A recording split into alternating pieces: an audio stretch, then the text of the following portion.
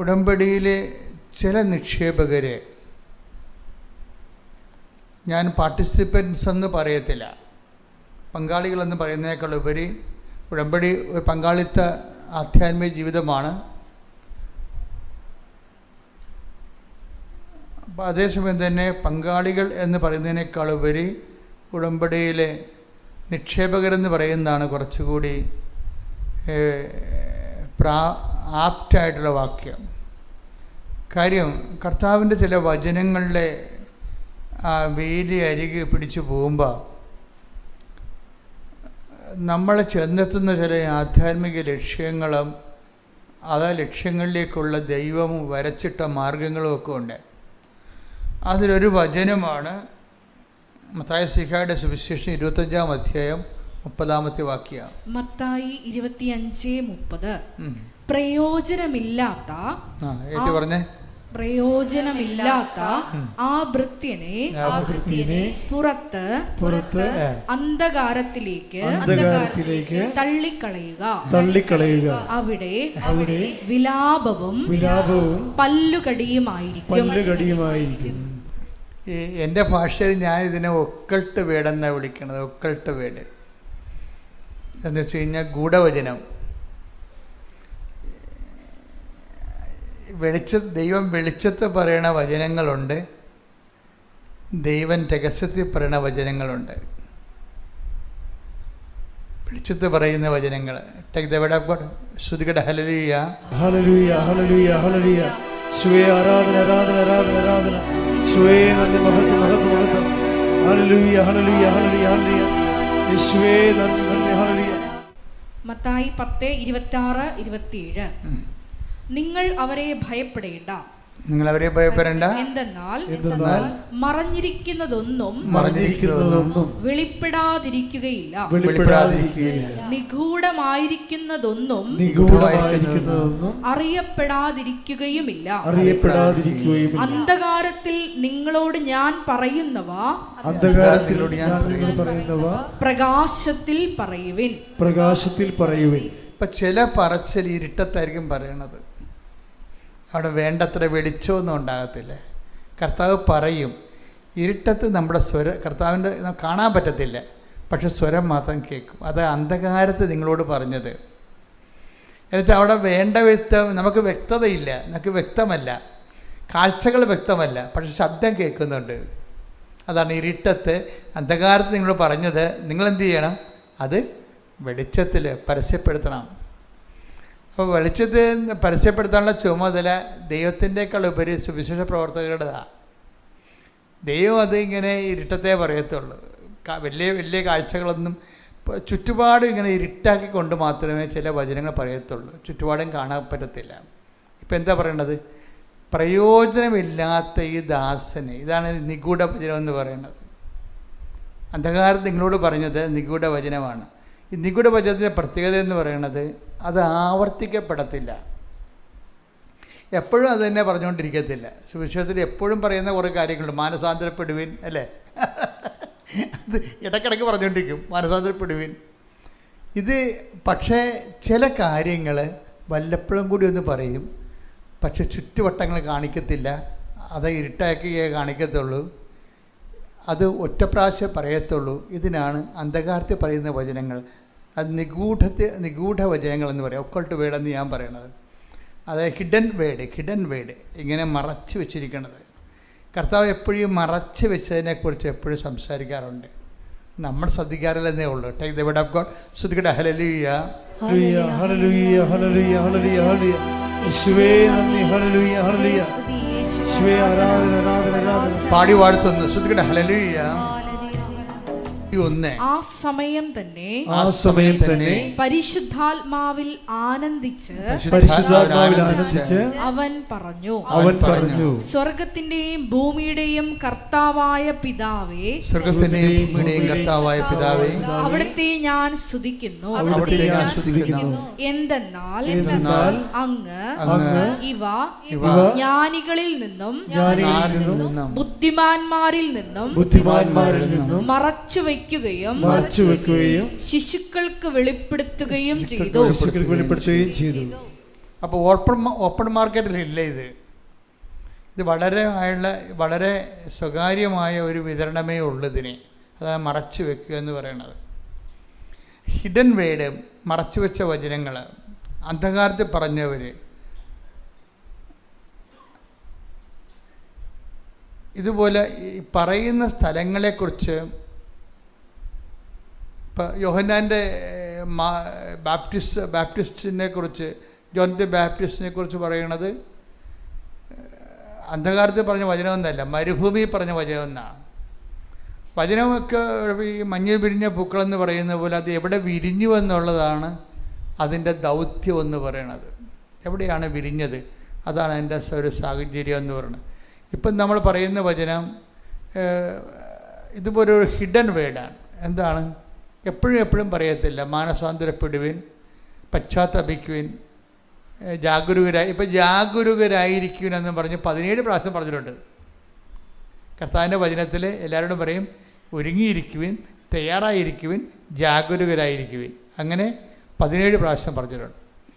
പക്ഷേ ഈ പ്രയോജനമില്ലാത്ത ദാസനെ എൻ്റെ മുന്നിൽ നിന്ന് എടുത്തുകൊണ്ട് പോകാൻ പറയത്തില്ല. അതൊന്ന് പ്രാവശ്യം പറയത്തില്ല. ഇതന്നെ ഹിഡൻ വേടെന്ന് പറയണത്. പ്രയോജനമില്ലാത്ത ദാസനെന്നൊക്കെ വിളിക്കും, ഒരു കുഴപ്പമില്ല. വളരെ ആഘോഷമായിട്ട്, വളരെ മാന്യതയോടും മാനേഴ്സൊക്കെ അനുസരിച്ച് ദാസനെന്നൊക്കെ വിളിക്കും. ദൈവത്തിന് ഇഷ്ടപ്പെട്ടൊരു വിളിയാണ് ദാസൻ. പക്ഷേ വിളികളെന്താണ്? ഈ ദാസന്മാരിൽ തന്നെ പ്രയോജനമില്ലാത്ത ഈ സംഭവത്തെ എടുത്തുകൊണ്ട് പോകാൻ പറയും എൻ്റെ മുമ്പിൽ നിന്ന്. അതത്ര നിസ്സാരമായിട്ടുള്ള പറച്ചിലല്ല, ഇത്തിരി കൂടിയ പറച്ചിലാണ്. പ്രയോജനമില്ലാത്ത ദാസനെ എടുത്തുകൊണ്ട് പോകാൻ എൻ്റെ മുമ്പിൽ നിന്ന്. ഒന്നൊരു വായിച്ചത് 25:30 മത്തായിയുടെ സുവിശേഷം. സ്തുതിക്കട്ടെ. ഹല്ലേലൂയ, ഹല്ലേലൂയ, ഹല്ലേലൂയ, ഹല്ലേലൂയ. യേശുവേ നന്ദി. ഹല്ലേലൂയ. മത്തായി 25:30 പ്രയോജനമില്ലാത്ത ആ ഭൃത്യനെ പുറത്ത് അന്ധകാരത്തിലേക്ക് തള്ളിക്കളയുക. അവിടെ വിലാപവും പല്ലുകടിയുമായിരിക്കും. ഇപ്പൊ ദൈവം കുറച്ച് നാളൊക്കെ നിങ്ങളുടെ വർക്കൗട്ട് ചെയ്ത് നോക്കും. ദൈവത്തിൻ്റെ രീതി അതാണ്. കുറച്ച് നാളിൽ നന്നാകാൻ പറ്റുമോ എന്നൊക്കെ നോക്കും. നന്നാകാൻ പറ്റുന്നില്ലെങ്കിൽ വലിച്ചെറിഞ്ഞ് ദൂരെ കളയും. എന്താ പ്രശ്നം വെച്ച് കഴിഞ്ഞാൽ അതാണ് ഇതിലെ അത്തിമരം വെച്ച് നട്ടുപിടിപ്പിക്കണില്ലേ, കാട്ടത്തിയെ ഒരു മുന്തിരിത്തോട്ടത്തിൽ നട്ടുപിടിപ്പിക്കുകയാണ്. എന്നിട്ട് എല്ലാ കൊല്ലവും വന്നിട്ട് ബലമുണ്ടോ എന്ന് നോക്കും. 3-ാം പക്കവും ബലം കാണുന്നില്ല. പറയും ഇത് വെട്ടി കളയാൻ പറയും. കണ്ട, ആ ഐഡിയ എല്ലാം ഒന്നാണേ. പ്രയോജനമില്ലാത്ത ദാസനെ എടുത്തുകൊണ്ട് പോകാൻ പറയുന്ന ആൾ തന്നെയാണ് അത്തിമരം. Take the word of God. ശ്രുതിക്കട്ടെ. ഹല്ലേലൂയ, ഹല്ലേലൂയ, ഹല്ലേലൂയ, ഹല്ലേലൂയ. യേശുവേ നന്ദി. ഹല്ലേലൂയ, ഹല്ലേലൂയ, ഹല്ലേലൂയ. യേശുവേ ആരാധന, ആരാധന, ആരാധന. യേശുവേ നന്ദി. മഹത്വം, മഹത്വം, മഹത്വം. ആരാധന, ആരാധന. യേശുവേ ആരാധന, ആരാധന, ആരാധന. സ്നേഹമേ ആരാധന. ലൂക്ക 13:6-7 തിരുവചനങ്ങൾ. ലൂക്ക 13:6-7. അവൻ ഈ ഉപമ പറഞ്ഞു. ഒരുവൻ മുന്തിരിത്തോട്ടത്തിൽ ഒരു അത്തിവൃക്ഷം നട്ടുപിടിപ്പിച്ചു. അതിൽ പഴമുണ്ടോ എന്ന് നോക്കാൻ അവൻ വന്നു. എന്നാൽ ഒന്നും കണ്ടില്ല.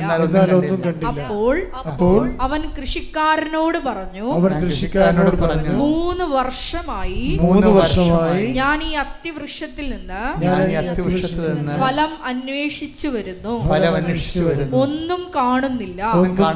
അത് വെട്ടിക്കളയുക. എന്തിന് നിലം പാഴാക്കണം?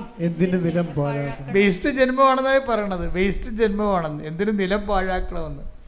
പ്രയോജനമില്ലാത്ത വ്യക്തിയെ ദൈവം വിളിക്കുന്ന പേരാണ് വേസ്റ്റ് ജന്മമെന്ന്. ഈ സൂക്ഷിച്ച് വേണം കേട്ടോ ഉടമ്പടി പുതുക്കാൻ.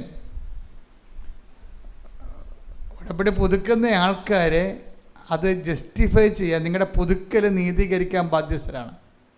എന്താണ്? കഴിഞ്ഞ ദിവസങ്ങളിലൊരു സാക്ഷ്യം ഉണ്ടായി. അനിത ബേബി തോമസ് എന്ന് പറഞ്ഞ ഒരു മോള് സാക്ഷ്യം പറഞ്ഞു. അനിത ബേബി തോമസ് കഴിഞ്ഞ ദിവസം പറഞ്ഞ സാക്ഷ്യം അപ്പ് ചെയ്തിട്ടുണ്ടേ, നോക്കണേ. അനിത ബേബി തോമസിൻ്റെ പ്രശ്നം, അവളൊരു നിലപാടുകാരിയാണ്. ഈ വിശ്വാസികൾക്ക് എപ്പോഴും നിലപാടില്ല എന്നുണ്ടെങ്കിൽ അവർ അവിശ്വാസികളായിട്ടാണ് ദൈവം കാണുന്നത്. വിശ്വാസികൾക്ക് നിലപാടില്ലെങ്കിൽ അവരെ ദൈവം അവിശ്വാസികളായിട്ടാണ് കാണുന്നത്. അനിതയുടെ പ്രശ്നം എന്താ? അനിതയുടെ പ്രശ്നം കുട്ടികളില്ല, വർഷങ്ങളായിട്ട് കുട്ടികളില്ല. അപ്പോൾ അനിതയുടെ നിലപാടെന്താണ്? അനിതയുടെ നിലപാട്, കുട്ടിയെ തരണമെങ്കിൽ കർത്താവ് തന്നെ തരണം, എനിക്ക് മെഡിക്കൽ സയൻസിൽ നിന്ന് കുട്ടികളെ വേണ്ടെന്ന്. അതാണ് നിലപാട്. വിശ്വാസി നിലപാടെടുത്തില്ലെങ്കിൽ അവിശ്വാസിയായിട്ടാണ് ദൈവം കരുതത്തുള്ളൂ. നിങ്ങൾ പറയണത് പപ്പൂതിയാലും പരമൂതിയാലും ഒത്തുകെട്ടാൽ മതി. ആൾക്കാരുടെ ഇതാണ്, മാതാവല്ലെങ്കിൽ അന്തോണി സൂര്യനാണ്, നമ്മുടെ മകളെ കെട്ടിച്ചാൽ മതി എന്നുള്ള രീതിയിലാണ്. അതാണ് നിലപാടല്ലത്. മാതാവല്ലെങ്കിൽ അന്തോണി സൂര്യനാണ്. അതുകൊണ്ടാണ് ഇവിടുന്ന് ഉടമ്പടി എടുത്തിട്ട് പിന്നീട് വേറെ ചില നൊവേനയ്ക്ക് എന്തെങ്കിലുമൊക്കെ ആൾക്കാർ പോണത്. ഐ ആം നോട്ട് എഗൻസ്റ്റ് നൊവേന. ഞാൻ പറഞ്ഞത് ചില ആൾക്കാർ തെറ്റിദ്ധരിച്ചു. ഞാൻ പറഞ്ഞ ഇതാണ്, when you are in the covenant ഒരു ക്യാപിറ്റൽ സ്പിരിച്വൽ നറിഷ്മെൻ്റ് ആൻഡ് ട്രീറ്റ്മെൻറ്റാണ്. അത് ചെയ്യുമ്പോൾ നിങ്ങൾ പിന്നെ വേറെ ഒന്നും ചെയ്യരുത്. കാര്യം നിങ്ങൾ ഒരു മനുഷ്യന് ഈ ഭൂമി ചെയ്യാവുന്നതിൻ്റെ മാക്സിമം ആണത്. Bilateral agreement. ദൈവവും നമ്മളും തമ്മിൽ എടുത്താൽ പോകാത്തൊരു ഭാരം ജീവിതത്തിൽ ഉണ്ടാകുമ്പോഴേ ദൈവത്തിനെ കൊണ്ടത് എടുപ്പിക്കാൻ വേണ്ടി ദൈവവും നമ്മളും തമ്മിലൊരു ഉഭയകക്ഷി സമ്മതപ്രകാരമുള്ള ഒരു ബന്ധത്തിൽ ഏർപ്പെട്ടിരിക്കുകയാണ്. പിന്നെ വേറെ എല്ലാം അപ്രസക്തമാണ്. അതിൻ്റെ ഒരു കച്ചും കൈയും കഴിഞ്ഞതിന് ശേഷം വേണം നിങ്ങൾ മറ്റു സ്ഥലത്ത് അലയാൻ.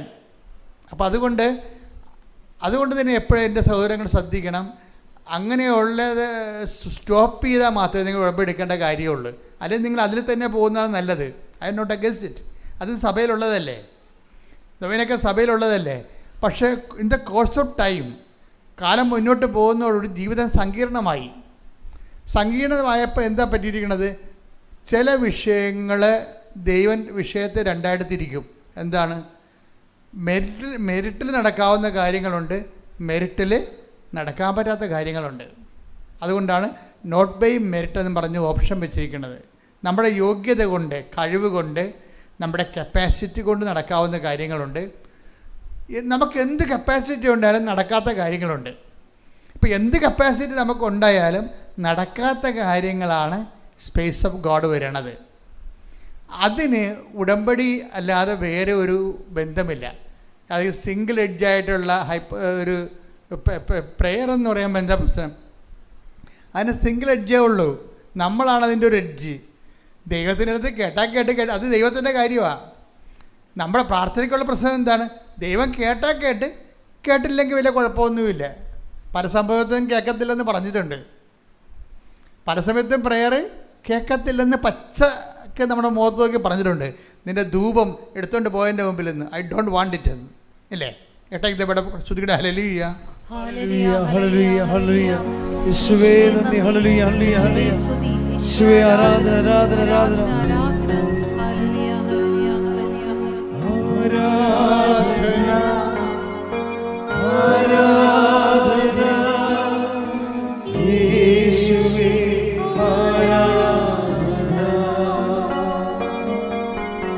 ആരാധന ആരാധന ശ്രീഹരി ആരാധന.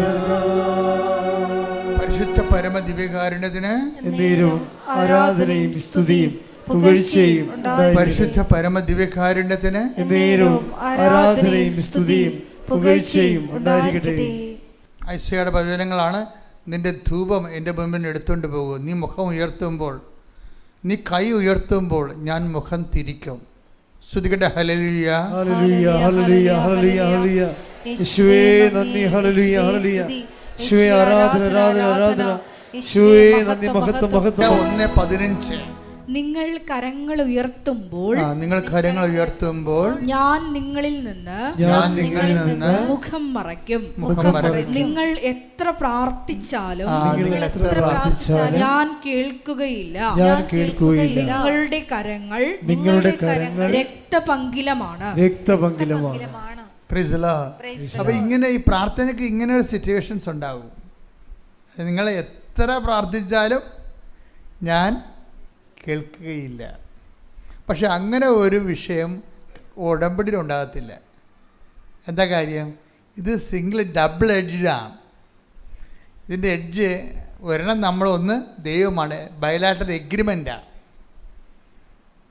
ഇത് സാധാരണ പ്രാർത്ഥന ഉടമ്പടിയും തമ്മിൽ നിങ്ങൾ തിരിച്ച് മനസ്സിലാക്കണം. ഇത് കണ്ടേ, നിങ്ങൾ എത്ര പ്രാർത്ഥിച്ചാലും ഞാൻ നിങ്ങളെ കേൾക്കുകയില്ല. അപ്പോൾ അതിൻ്റെ ചാൻസ് ഉണ്ട്. പ്രാർത്ഥന ബധിരകരണങ്ങളിൽ തട്ടി തിരിച്ചു പോരാൻ സാധ്യതയുണ്ട്. പക്ഷെ അതേസമയം തന്നെ ഉടമ്പടി സംബന്ധിച്ചിടത്തോളം ബയലാറ്ററൽ എഗ്രിമെൻ്റാണ്. ദൈവം ഒരു കക്ഷിയാണ് ഇതിൻ്റെ അകത്ത്. ഉടമ്പടി ചെയ്യുന്നവരെല്ലാവരും മനസ്സിലാക്കണം, നിങ്ങൾ ഉടമ്പടി ഉഴപ്പുമ്പോൾ ഉടമ്പടി എടുക്കാതിരുന്ന കാലത്തേക്കാളും പാപത്തിലാണ് ജീവിക്കുന്നത്. കാര്യം എന്താണ്? ദൈവമായിട്ടൊരു കക്ഷിയുമായിട്ട് നമ്മൾ ഉടമ്പടി ചെയ്യണത്. എന്നിട്ട് നക്കാപ്പിച്ച അനുഗ്രഹത്തിന് കിട്ടിയില്ല, താമസിച്ച് പോയെന്ന് പറഞ്ഞുകൊണ്ട് നിങ്ങളുടെ പഴയ മനസ്സിരിപ്പ് പോലെ ജീവിക്കുകയാണ്. അത് വന്നാൽ മിക്കവാറും നിങ്ങളുടെ അതിൻ്റെ റിപ്രക്കഷൻസ് വന്നാൽ കൊടുത്തു വിട്ടാൻ കയ്യിൽ ഒന്നും ഉണ്ടാകത്തില്ല. കാര്യം അത് എങ്ങനെ കൊടുത്തു വിടുമെന്ന് എനിക്ക് പോലും നിശ്ചയമില്ല. ഉടമ്പടി ഉഴപ്പാതിരിക്കാൻ പ്രത്യേകം ശ്രദ്ധിക്കണം. കാര്യം ഉടമ്പടി എന്ന് പറയുമ്പോൾ തന്നെ ജീവിച്ച് വളരാൻ വേണ്ടിയാണ് അതിൻ്റെ അകത്ത് മുഴുവനുമുള്ള ആ ഡിസൈനെല്ലാം അങ്ങനെയാണ്. എന്നിട്ട് നിങ്ങൾ ജീവിച്ച് തളരുമ്പോൾ നിങ്ങളൊരു വല്ലാത്ത തളർച്ചയിലേക്കാണ് പോണത്. ഉടമ്പടി ജീവിച്ച് വളരുകയാണ് ചെയ്യണത്. പക്ഷേ മൂന്നാമത്തെ ഉടമ്പടി പുതുക്കിയിട്ട് ആദ്യത്തെ ഉടമ്പടി ഉശിരി നിങ്ങൾക്കില്ല എന്നുണ്ടെങ്കിൽ നിങ്ങൾ എന്തോ അവതാളത്തിലാണെന്ന് ഞാൻ പറയത്തുള്ളൂ. കാര്യം അത് ആരുടെയും കുഴപ്പമില്ല, നിങ്ങളുടെ നേച്ചർ ആണ്, നിങ്ങളുടെ സ്വഭാവം ഇങ്ങനെയാണ്. പണ്ട് പോലെ ദൈവത്തിൽ നിന്ന് വല്ലതും കിട്ടിയാൽ മാത്രമേ ദൈവത്തിന് മുമ്പ് വാലാട്ടിക്കൊണ്ട് നിൽക്കത്തുള്ളൂ. അല്ലെങ്കിൽ അടുത്ത വീട്ടിൽ പോയി ചില പട്ടികൾ കഴിക്കത്തില്ലേ, അതുപോലെ ചെയ്യും നിങ്ങൾ മനുഷ്യർ. അപ്പം അത് നിങ്ങളുടെ കുഴപ്പമാണ്. നിങ്ങളുടെ സ്വഭാവം പണ്ടേ അങ്ങനെയായിരുന്നോ? അനുഗ്രഹത്തിന് വേണ്ടി മാത്രം ദൈവത്തിൻ്റെ മുമ്പിൽ നിൽക്കുകയും ദൈവത്തിന് വിലയില്ലാതെ ഇരിക്കുകയും ചെയ്യുന്ന ഒരു കെട്ട ജീവിതമുണ്ട്. ആ ജീവിതത്തോട് എന്നേക്കും ബൈ പറയാൻ പോകുമ്പോൾ മാത്രമേ നമുക്ക് ഉടമ്പടി എടുക്കാനുള്ള പ്രാഥമിക യോഗ്യത കിട്ടത്തുള്ളൂ. പ്രാർത്ഥിക്കുക, കർത്താവായ ദൈവമേ, ഉടമ്പടി എടുത്ത് വളരുന്നതിന് പകരം ഉടമ്പടി എടുത്ത് തളർന്നു കഴിഞ്ഞാൽ ആ തളർച്ച വല്ലാത്ത തളർച്ചയായിരിക്കും എന്നുള്ള സുവിശേഷ അറിവ് പകർന്നതിന് നന്ദി പറയുന്നു. എന്റെ കർത്താവേ, എന്റെ ജീവിതത്തിലെ ഉടമ്പടി ജീവിതത്തിലെ വന്നു പോയിട്ടുള്ള തളർച്ചകളെ ഓർത്തുകൊണ്ട് ഞാനങ്ങോട്ട് മാപ്പ് ചോദിക്കുന്നു. എന്റെ കർത്താവേ, വാസാൾത്തറയിലെ പ്രത്യക്ഷപ്പെട്ടുകൊണ്ട് ഗ്രന്ഥമുണ്ടാകാൻ പോകുന്നു പ്രാർത്ഥിക്കണമെന്ന് പറഞ്ഞ പരിശുദ്ധ അമ്മയുടെ മധ്യസ്ഥത യാചിക്കുന്നു. എന്റെ അരൂപിയെ എനിക്ക് തിരിച്ചു തരണമേ, ശക്തീകരിക്കണമേ.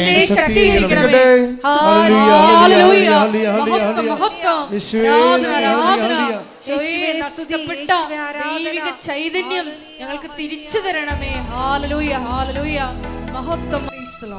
ഉടമ്പടി പുതുക്കി കഴിയുമ്പോൾ നിങ്ങൾ ശ്രദ്ധിക്കേണ്ട കാര്യം, വളരെ സൂക്ഷ്മതയുള്ളവരായിരിക്കണം എല്ലാ വിഷയത്തിനും. സൂക്ഷ്മത ദൈവം നിങ്ങൾക്കൊരു സൂക്ഷ്മത തരും. അത് ദൈവം നമ്മളെ സപ്പോർട്ട് ചെയ്ത് തരും. ഇപ്പം നമ്മൾ ചിലപ്പോൾ വിചാരിക്കുന്ന അനുഗ്രഹം കിട്ടാത്തതിൻ്റെ പേരിൽ അല്പം തണുത്തു പോയാലും ദൈവം തണുക്കത്തില്ല. അതെപ്പോൾ എൻ്റെ മക്കൾ മനസ്സിലാക്കണം.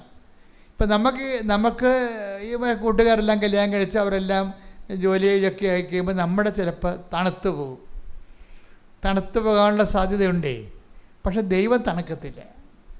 തണുത്തു പോകുമെന്ന് പറഞ്ഞാൽ ഇപ്പോൾ അധർമ്മം വർദ്ധിക്കുന്നതിനാൽ സ്നേഹം തണുത്തു പോകും. ശ്രുതികട ഹല്ലേലൂയ. ആയിരിക്കട്ടെ. മത്തായി 24:12. മത്തായി 24:12. അധർമ്മം വർദ്ധിക്കുന്നതിനാൽ അധർമ്മം വർദ്ധിക്കുന്നതിനാൽ പലരുടെയും സ്നേഹം തണുത്തുപോകും. ഇങ്ങനെ ഒരു പ്രതിഭാസം ഉണ്ട് നമ്മുടെ വീട്ടിൽ തന്നെ. ഇപ്പം നമ്മൾ തന്നെ ആയിരിക്കണം നിർബന്ധമില്ല. വീട്ടിലുള്ള കയ്യിരിപ്പ് മോശമാണെങ്കിലും നമ്മുടെ ദൈവസ്നേഹം തണുത്തു പോകും.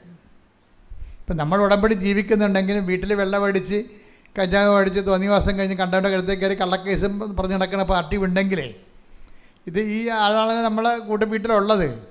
അപ്പോൾ ഈ അണ്ണന്മാരുണ്ടെങ്കിൽ ചില സമയത്ത് നമ്മൾ സൂക്ഷിച്ചില്ലെങ്കിൽ നമ്മുടെ സ്നേഹം തണുത്തു പോകും. 24:12 വായിച്ച്. അധർമ്മം വർദ്ധിക്കുന്നതിനാൽ പലരുടെയും സ്നേഹം തണുത്തുപോകും. ആകപ്പാടൊരു ആശ്വാസം ഉടമ്പടിയിൽ എന്താണെന്നറിയാമോ? ഉടമ്പടി ബൈലാറ്ററൽ എഗ്രിമെൻ്റ് അല്ലേ? അപ്പോൾ നമ്മൾ അവിശ്വസ്തരാണെങ്കിലും ദൈവം തിമോത്തിയോസ് 2:13. 2 തിമോത്തി 2:13. നാം അവിശ്വസ്തരായിരുന്നാലും അവൻ വിശ്വസ്തനായിരിക്കും. ഒന്നിരി പറഞ്ഞേ. നാം അവിശ്വസ്തരായിരുന്നാലും അവിടുന്ന് വിശ്വസ്തനായിരിക്കും. നാം അവിശ്വസ്തരായിരുന്നാലും അവിടുന്ന് വിശ്വസ്തനായിരിക്കും. അത് കേൾക്കുമ്പോൾ ഒരു സന്തോഷം തോന്നണില്ലേ? ഒന്ന് കൈയടിച്ചേ. ദൈവത്തിൻ്റെ കൂടെയാണ് നമ്മൾ 24 മത്തായി 24:12 കൂട്ടിവെക്കേണ്ടത്. എന്താണ്? അതായത് അധർമ്മം വർദ്ധിക്കുന്നതിനാൽ സ്നേഹം തണുത്തു പോകും. ഇപ്പം എന്താ പറയണത്? നിങ്ങൾ അവിശ്വസ്തരായിരുന്നാലും ദൈവം വിശ്വസ്തനായിരിക്കും. അതിൽ ഡ്രോ ചെയ്യുന്ന കൺക്ലൂഷൻസ് എന്താണ്? നമ്മൾ ദൈവസ്നേഹത്തിൽ തണുത്തു പോയാലും ദൈവത്തിന് തണുപ്പില്ല. ദൈവം ആദ്യം ഉണ്ടായിരുന്ന അതേ ചൂട് തന്നെ നമ്മളോട് വിശ്വസ്ത തന്നെ നമ്മോട് കാണിച്ചുകൊണ്ടിരിക്കും. കൈയടിക്കട്ടെ.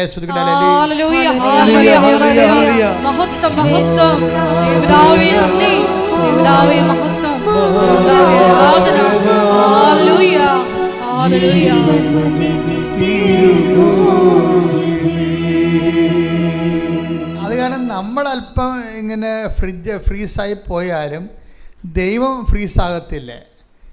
ദൈവത്തിൽ നിന്ന് കമ്മ്യൂണിക്കേഷൻസ് വന്നുകൊണ്ടിരിക്കും, നമ്മളിൽ നിന്ന് കമ്മ്യൂണിക്കേഷൻ കുറഞ്ഞുകൊണ്ടിരിക്കും. ഇപ്പം നമ്മുടെ വീട്ടിലൊക്കെ പ്രശ്നം ഉണ്ടെങ്കിൽ നിങ്ങൾക്ക് രോഗം ഉണ്ടായാൽ മതിയല്ല. നിങ്ങൾക്ക് രോഗം ഉണ്ടായാൽ തന്നെ നിങ്ങളത് ഡൗൺ ആവും ഉടനെ. ഇങ്ങനെ ഡൗൺ ആയാലും മെസ്സേജ് വന്നുകൊണ്ടേയിരിക്കും. അതിൻ്റെ അർത്ഥം എന്താണ്? നമ്മൾ അവിശ്വസ്തരായാലും ദൈവം വിശ്വസ്തനെ തുടരുന്നത് കൊണ്ടാണ് അങ്ങനെ വരണത്. ഇപ്പം ഈ ഇവരുടെ കാര്യമില്ല. ആരാണ്? അനിത ബേബി തോമസ് അല്ലേ? അനിത ബേബി തോമസിൻ്റെ പ്രശ്നം എന്താണ്? അവർക്ക് മെഡിക്കലിൽ നിന്ന് കുഞ്ഞിനെ വേണ്ട. 9 വർഷമായി കേട്ടോ. ഒന്ന് ചിന്തിക്കണേ. ഒരു മോളെ കല്യാണം കഴിച്ചിട്ട് 9 വർഷമായി, മക്കളില്ല. പക്ഷെ ഒരേ ഒരു നിലപാടാണ്. എന്താണ്? എനിക്ക് മെഡിക്കൽ സയൻസിൽ നിന്ന് മക്കളെ വേണ്ട. അങ്ങനെ വന്നാൽ അവൾ പറയണത് എൻ്റെ ഭർത്താവിനെ വിശ്വാസം വളർത്താൻ പറ്റത്തില്ലെന്ന്. എന്നാ സ്ത്രീകളായിപ്പോൾ ഉള്ളത്. അവർ പറയുന്നൊരു കാര്യമേ, മക്കളല്ല എനിക്ക് പ്രശ്നം. എന്താണ്? എനിക്ക് മക്കളെ വേണമെങ്കിൽ എൻ്റെ കർത്താവ് തന്നെ എനിക്ക് തരണം.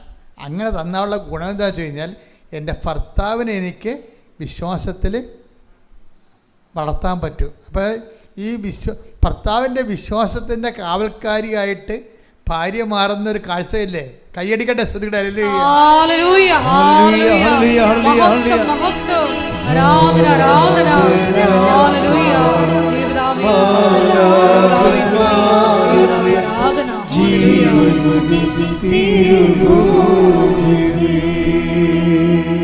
പരിശുദ്ധ പരമദിവ്യകാരുണ്യത്തിന് ഇനി ഈ വൈഫിൻ്റെ ഒരു വളർച്ച കണ്ടില്ലേ? എന്താണ്? ഭർത്താവിൻ്റെ വിശ്വാസത്തിൻ്റെ കാവൽക്കാരിയാകാൻ വേണ്ടി അവൾക്കൊരു കുഞ്ഞ് ലഭിക്കുന്ന ഒരു സ്ത്രീയുടെ ഒരു ഭാര്യ അല്ലെങ്കിൽ ഒരു ജീവിത പങ്കാളിയുടെ ജീവിതത്തിൽ ഏറ്റവും വലിയൊരു സ്വപ്നമാണ് കുഞ്ഞെന്ന് പറയണത്. അത് ആ പുരുഷന്മാരെക്കാൾ അത്യാവശ്യമുള്ള സ്ത്രീകൾക്കാണ്. അപ്പോൾ അങ്ങനെ വരുമ്പോൾ ആ ഒരു ഏറ്റവും വലിയ ഒരു ആവശ്യം പോലും ഭർത്താവിൻ്റെ വിശ്വാസത്തിൻ്റെ വേണ്ടി അവൾ ദൈവത്തിലും തന്നെ കിട്ടണമെന്ന് ശാഠ്യം പിടിക്കുകയാണ്. അവൾക്ക് വേണമെങ്കിൽ IVF-ലേക്ക് പോകാം. ഡോക്ടർമാർ പലരും അവളോട് പറയുന്നുണ്ട്, എന്താണ് തള്ളേ, നിങ്ങളുടെ വയസ്സ് കൂടിക്കൊണ്ടിരിക്കുകയാണ്, നിങ്ങളിങ്ങനെ വയസ്സായിട്ടാണ് കൊച്ചിനെ ജനിപ്പിക്കാൻ പോകണമെങ്കിൽ അതിന് 10-20 വയസ്സാകുമ്പോൾ നിങ്ങൾക്ക് 70 വയസ്സാകും, വിട്ടിത്തരൊന്നും കാണിക്കേണ്ട, IVF ചെയ്യാൻ ഡോക്ടർ നിർബന്ധിക്കുന്നുണ്ട്. പക്ഷേ ഇവൾക്കത് ഇഷ്ടമല്ലാത്ത കാരണം ഭർത്താവ് ഇവളോട് യോജിക്കുകയാണ്. ഭർത്താവിന് ഇഷ്ടമുണ്ട് IVF പോകാൻ, കുഞ്ഞിനെ കിട്ടിയാൽ മതി എന്നാണ് അയാളും പറയണത്. പക്ഷേ അത് ഇവളോട് പറയാനുള്ള ധൈര്യം പുള്ളിക്കില്ല. എന്താ കാര്യം? ഇവൾക്ക് അടുത്ത വിശ്വാസിയാണ്. ഇവൾക്ക് അടുത്ത വിശ്വാസിയായതുകൊണ്ട് നമുക്ക് IVF-ന് പോകാമെന്ന് പറയാൻ പറ്റണില്ല. പക്ഷെ അങ്ങനെ ഇരിക്കുന്ന സമയത്ത് ഇവളുടെ അമ്മ ഉണ്ട്. അവിടെ അമ്മ പറയും, മകളെ, നിനക്ക് കുഞ്ഞിനെ കിട്ടുമെന്ന് മാതാവ് എന്നോട് പറഞ്ഞെന്ന് പറയും. അത് പറയണ കാര്യം എന്താണെന്ന് വെച്ച് കഴിഞ്ഞാൽ, ഉടമ്പടി 3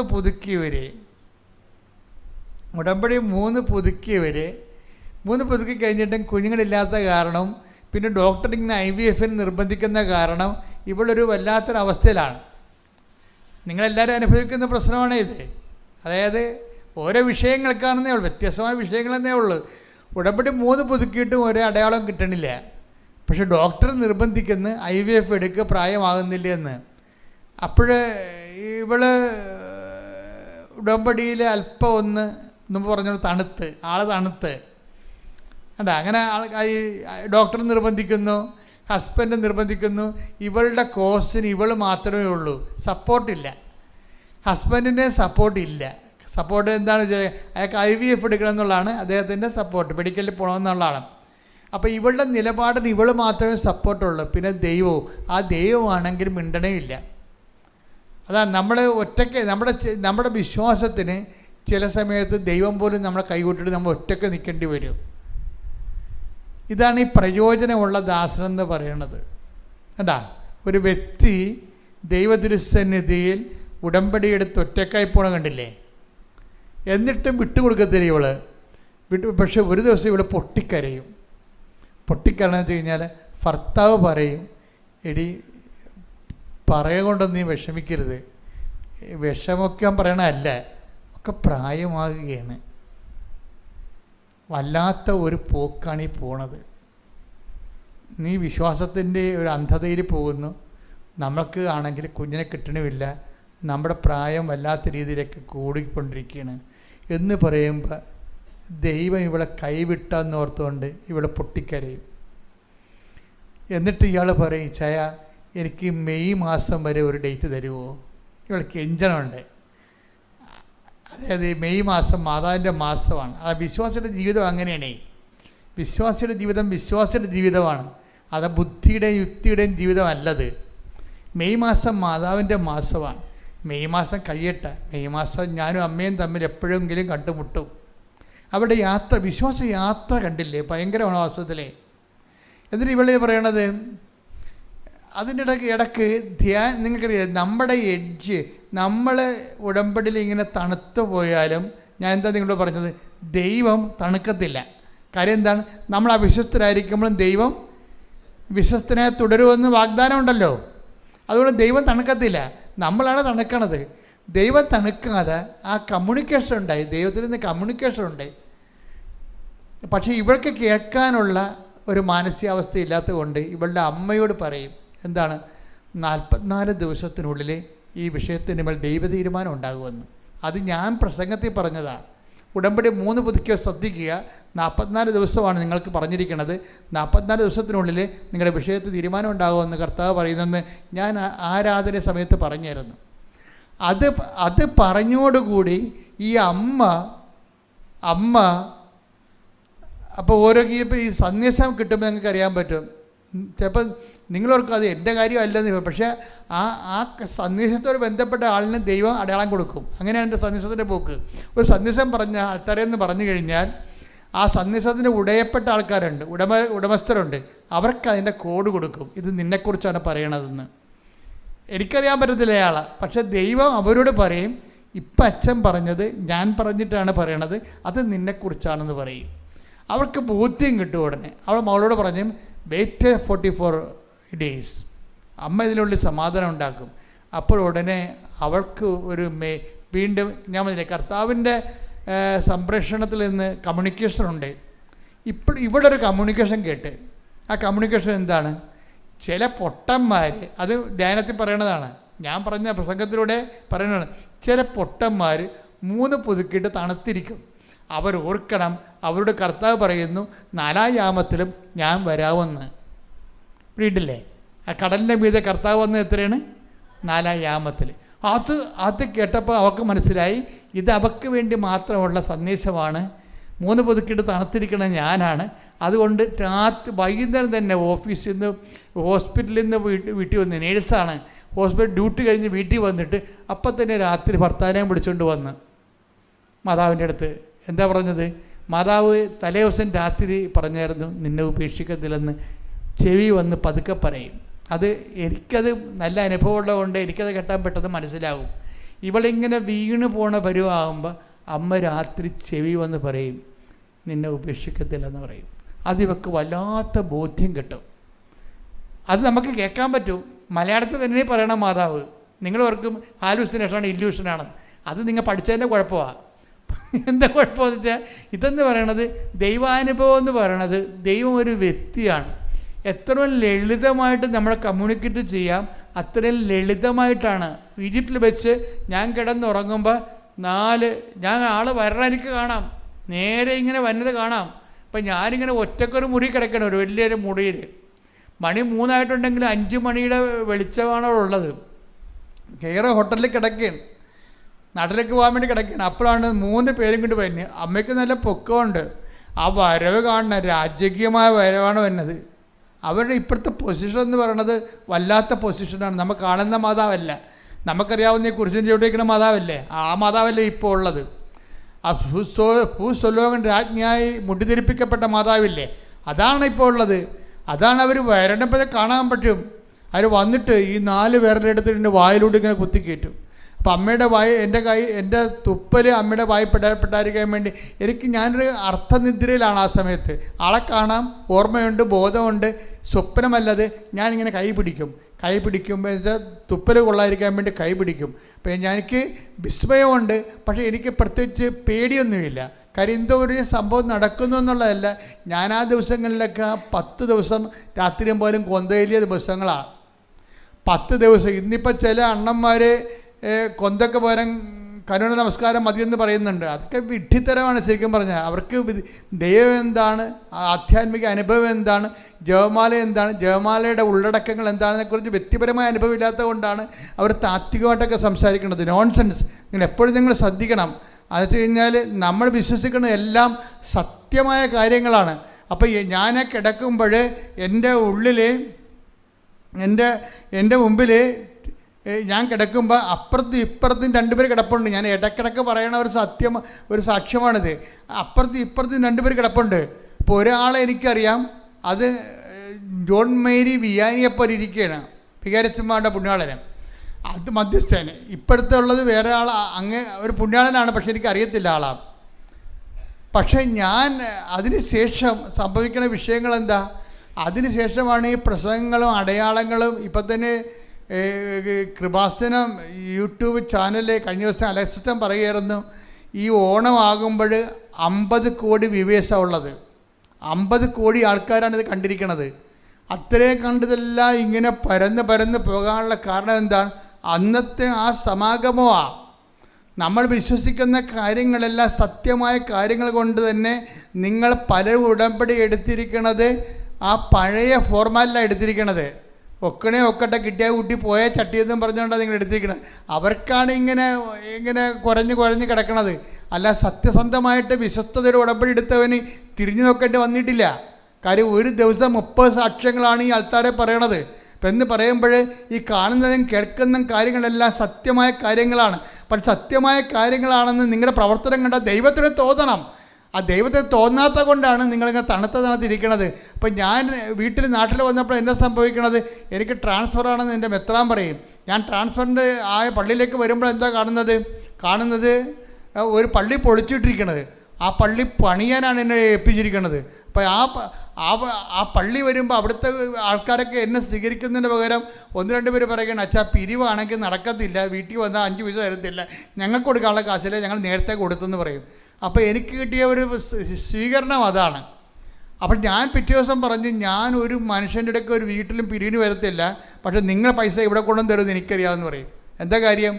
ഞാൻ ആൾക്കാരെ മാതാവിന് തിരുക്കുർബാന എഴുന്നള്ളിച്ച് വെച്ചുകൊണ്ട് മാതാവിൻ്റെ മധ്യ ജപമാല നടത്തി.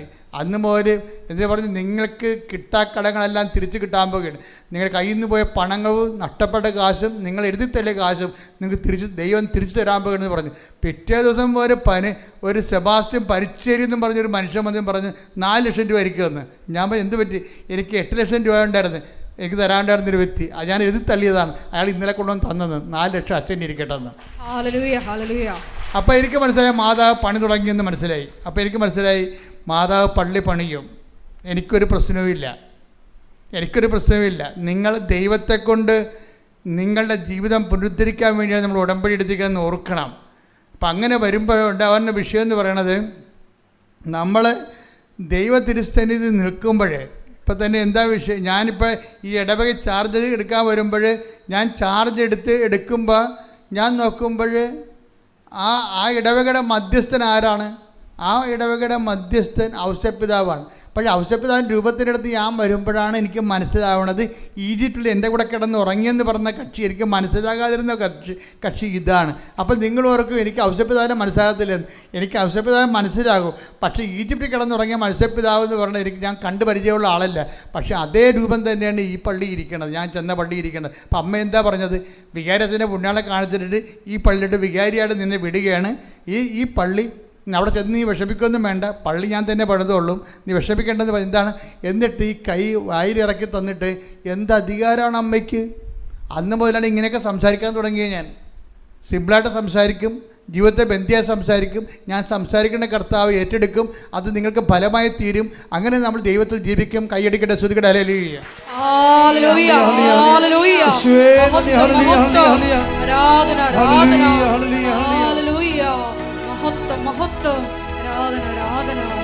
ഒരു സംശയം തോന്നി. ഇത്രയൊക്കെ മാതാവിൻ്റെ ഭാഗത്തും ചെയ്യാവുന്ന കാര്യങ്ങളെല്ലാം ഭംഗിയായിട്ട് ചെയ്ത് അടയാളം കാണിച്ച് വിശ്വസ്തത കാണിച്ച് നമ്മൾ തണുത്തപ്പോഴും ദൈവം ചൂടായത്തിന് നിന്നുകൊണ്ട് ആ കമ്മ്യൂണിക്കേഷൻ കംപ്ലീറ്റ് ചെയ്തുകൊണ്ടിരിക്കുകയാണ്. അത് കണ്ടപ്പോൾ അവൾക്ക് തോന്നി എൻ്റെ കയ്യിൽ നിന്ന് വല്ല മിസ്റ്റേക്കും ഉണ്ടാകുന്നു. അപ്പോഴാണ് അവൾക്ക് മൂന്നാമത് ഉടമ്പടി പുതുക്കിയെങ്കിലുമേ അവൾ സ്വന്തമായിട്ട് ചിന്തിക്കാൻ തുടങ്ങി, എന്താണ് എൻ്റെ കയ്യിൽ നിന്ന് വല്ല മിസ്റ്റേക്ക് ഉണ്ടാകുന്നു. അപ്പോൾ അവർ മിസ്റ്റേക്ക് അവൾ കണ്ടെത്തി. എന്താണ്? അവൾ പത്രം വീട്ടിൽ മാത്രമേ പള്ളികൾ മാത്രമേ കൊടുക്കത്തുള്ളൂ. കാര്യം നേഴ്സ് ആയതുകൊണ്ട് പെടപെടാന്നിങ്ങനെ ആൾക്കാരുമായിട്ടൊക്കെ ഇൻട്രാക്ട് ചെയ്യാൻ സമയമില്ലാത്തത് കൊണ്ട് പള്ളിയിൽ പോകുമ്പോൾ ആ ക്രിയ പോക്കാൻ വേണ്ടി ആ കണ്ടവർക്കെല്ലാം കൊടുക്കും, അത്രയേ ഉള്ളൂ. 3 പുതുക്കിയെങ്കിലും ആൾ പണ്ട് എന്താണ് ചെയ്തുകൊണ്ടിരുന്നത് അത് തന്നെയാണ് ഇപ്പോൾ. 3 പുതുക്കുന്നതനുസരിച്ച് പ്രേക്ഷിത വളരണ്ടേ? അങ്ങനെയൊന്നും വളർത്തൊന്നുമില്ല. ദൈവത്തിൻ്റെ കണ്ണിൽ പൊടിയിടാൻ വേണ്ടി ഒപ്പിച്ചുണ്ടാക്കി അതിൽ ചെയ്തെന്ന് തീർക്കാൻ വേണ്ടി അവിടെ ഇവിടെ കൊടുത്ത് ഒപ്പിക്കുകയുള്ളൂ. അതുകൊണ്ടാണ് ഈ സാധനം വർക്കൗട്ട് ചെയ്യാത്തത്. നിങ്ങൾ ഓർക്കണം കേട്ടോ, പുതുക്കിയ ആൾക്കാർ ഓർക്കണം. പുതുക്കുമ്പോൾ ഓർക്കേണ്ടതെന്ന് വെച്ച് കഴിഞ്ഞാൽ എടുത്തതിനേക്കാൾ ശക്തമായിട്ടാണ് ഇപ്പോൾ ജീവിക്കണം നോക്കണം. അല്ല എടുത്തതിനേക്കാൾ ഗതികെട്ട ജീവിതമാണെങ്കിലേ പിന്നെ പറഞ്ഞിട്ടൊരു കഥയുമില്ല. അപ്പം തീഷ്ണത ഒന്ന് പ്രാർത്ഥിച്ചേ. കർത്താവായ ദൈവമേ, ഉടമ്പടി പുതുക്കുമ്പോഴേ ഉടമ്പടി എടുത്തതിനേക്കാൾ തീഷ്ണതയോടെ ജീവിക്കാൻ എന്നെ ഇപ്പോഴഭിഷേകം ചെയ്യണമേ. ജീവിതത്തെ മാറ്റിമറിക്കണമേ.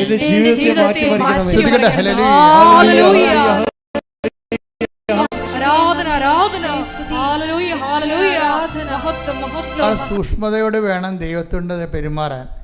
ഒന്നാമത്തൊരു കുഴപ്പമുള്ള വെച്ച് കഴിഞ്ഞാൽ എന്താണ് കുഴപ്പമെന്നൊക്കെ അറിയാമോ? എനിക്ക് മനസ്സിലാക്കുന്നൊരു കുഴപ്പമെന്ന് വെച്ച് കഴിഞ്ഞാൽ ഈ വ്യക്തികൾക്കുള്ളൊരു കുഴപ്പം നമുക്ക് മറന്നു പോകും ഭയങ്കരമായിട്ട്. ഇപ്പം നമ്മൾ എത്ര ഉടക്കുണ്ടായാലുവേ ആ ആൾക്കാരെ ഉടക്കിയിരിക്കണമെങ്കിലുവേ നമ്മൾ ഒരു കൊല്ലം കഴിയുമ്പോൾ ഉടക്കിയ കാര്യം പോലും നമ്മൾ മറന്നു പോകും. എന്ത് വകുപ്പിനാണ് ഉടക്കിയെന്ന് അറിയാൻ പറ്റത്തില്ല. അപ്പോൾ ദൈവത്തിൻ്റെ ഒരു വിഷയം മറവിയില്ലാത്ത കാരണം പണി നമ്മൾ പാഴ്സൽ വാങ്ങിക്കും. അത് സൂക്ഷിച്ച് വേണം ഇടപെടാൻ. ദൈവത്തിന് നമ്മൾ തമ്മിൽ ഒരു വ്യത്യാസം ഞാൻ കണ്ടിരിക്കുന്നത് മറവിയില്ലാത്തതാണ്. നമുക്ക് മറവിയുണ്ട്. നമുക്ക് മറവി ഉള്ളത് കൊണ്ടാണ് നമ്മളെല്ലാം സിമ്പിൾ എടുക്കുന്നത്. ദൈവത്തിൻ്റെ ആ ബീയിങ്ങിൽ തന്നെ മറവിയില്ല, എല്ലാം ഓർത്തിരിക്കും, ക്ഷമിക്കുമായിരിക്കും. ക്ഷമിക്കുമെന്ന് ദൈവം പറഞ്ഞിട്ടുണ്ട്, പക്ഷേ മറക്കാതിരിക്കണത് പ്രശ്നമാണ്. അപ്പോൾ നമ്മൾ ബ്രാൻഡഡ് ആയില്ലേ, നമ്മൾ ഉടനെ ബ്രാൻഡഡ് ആയില്ലേ. അത് കാരണമാണ് ഈ പത്രോസൊക്കെ അവസാനം വരെ നെടുവീർപ്പിട്ട് കരയുമായിരുന്നു. എന്താണ് ഈ മറവിയുടെ ട്രാക്സുകൾ മറക്കാൻ വേണ്ടി ദൈവത്തിൻ്റെ തലയിലുള്ള ആ മറവിയിൽ പത്രോസ് അനുതാപത്തിനെ കണ്ണീരിട്ട് അത് മറക്കാൻ വേണ്ടി പറയും, ഞാൻ തള്ളിപ്പറഞ്ഞത് നീ മറക്കണേ. അപ്പോഴത്തെ ഒരവസ്ഥ ചെയ്തു പോയതാണ്. അയാൾ ഒറ്റ പ്രാവശ്യമല്ല, മരണം വരെ അയാൾ കരയുമായിരുന്നു. ഞാൻ തള്ളിപ്പറഞ്ഞത് നീ മറക്കണേ, നീ ഇത്രയൊന്നും ചിന്തിച്ചില്ല, നീ മറന്നോ. എന്നിട്ട് ഈ മനുഷ്യൻ കണ്ണീര് കൊണ്ട് കർത്താവിന് തലച്ചോറ് കഴുകും. ഞാൻ പറഞ്ഞതിൻ്റെ ഭാഗിക ബിംബാർത്ഥങ്ങളുമാണ് മനസ്സിലാക്കേണ്ടത്, യഥാർത്ഥ അർത്ഥങ്ങളല്ല മനസ്സിലാക്കേണ്ടത് കേട്ടോ. വെച്ച് കഴിഞ്ഞാൽ നമ്മുടെ അനുതാപത്തിന് മാത്രമേ ദൈവത്തിൻ്റെ മറവിയെ സബ്സിഡി ചെയ്യാൻ പറ്റത്തുള്ളൂ. അതുകൊണ്ട് എന്തെങ്കിലും ഒരു തെറ്റ് സംഭവിച്ചെങ്കിലും നിങ്ങൾ ഞെളിയരുത്, മറിച്ച് ദൈവദിവസനെ പത്തോസിനെ പോലെ നിൽക്കണം അവസാനം വരെ. ഞാൻ മറന്നത്, ഞാൻ തള്ളിപ്പറഞ്ഞത് നീ മറന്നു കളയണം. നീ ക്ഷമിക്കുമെന്ന് എനിക്കറിയാം, അതല്ല എനിക്ക് വേണ്ടത്, നീ മറന്നു കളയണം. ശ്രുതികട ഹല്ലേലൂയ. ഈ പള്ളിയിൽ കൊടുക്കുന്ന ഫോർമാറ്റ് ചേഞ്ച് ചെയ്യും. 4-ാമത്തെ യാമത്തിലും കർത്താവ് വരുമെന്ന് പറഞ്ഞുകൊണ്ട് 4-ാമത്തെ ഉടമ്പടി പുതുക്കിയിട്ട് ആൾ ഫോർമാറ്റ് ചേഞ്ച് ചെയ്യും മൊത്തം. കാര്യം എന്താ, ഭർത്താവിന് ഒരു ഡേറ്റ് കൊടുത്തിട്ടുണ്ട്. അതാണ് ഈ ചയൻ മെയ് മാസം വരെ വെയിറ്റ് ചെയ്യണം. മെയ് മാസം ഒന്ന് കഴിയണ വരെ, മെയ് മാസത്തിൽ അമ്മ എന്നെ സഹായിക്കും, എനിക്കറിയാം. ആ വിശ്വാസത്തിലൊക്കെ നിൽക്കുകയാണ് ആൾ. എന്നിട്ട് എന്ത് ചെയ്ത്, പ്രവർത്തനങ്ങളെ ഒന്ന് ചേഞ്ച് ചെയ്ത്. എന്താ ചേഞ്ച് ചെയ്ത്, പള്ളി കൊടുക്കുന്ന പത്രം നേരെ കൊണ്ട് ഓട്ടോസ്റ്റാൻഡിൽ കൊടുക്കാൻ തുടങ്ങി. ചേഞ്ച് ചെയ്ത ആൾ പള്ളി കൊടുത്ത് ആൾക്കാരെ ഈ വിശ്വാസികൾക്ക് തന്നെ വീണ്ടും നമ്മൾ കൊടുക്കുകയല്ലേ, അതുകൊണ്ട് അവിശ്വാസികൾക്ക് കൊടുക്കാൻ തുടങ്ങി. അപ്പോൾ എന്താ കാര്യം, ദൈവത്തിന് കൂടുതൽ പ്രയോജനം ഉണ്ടാവും.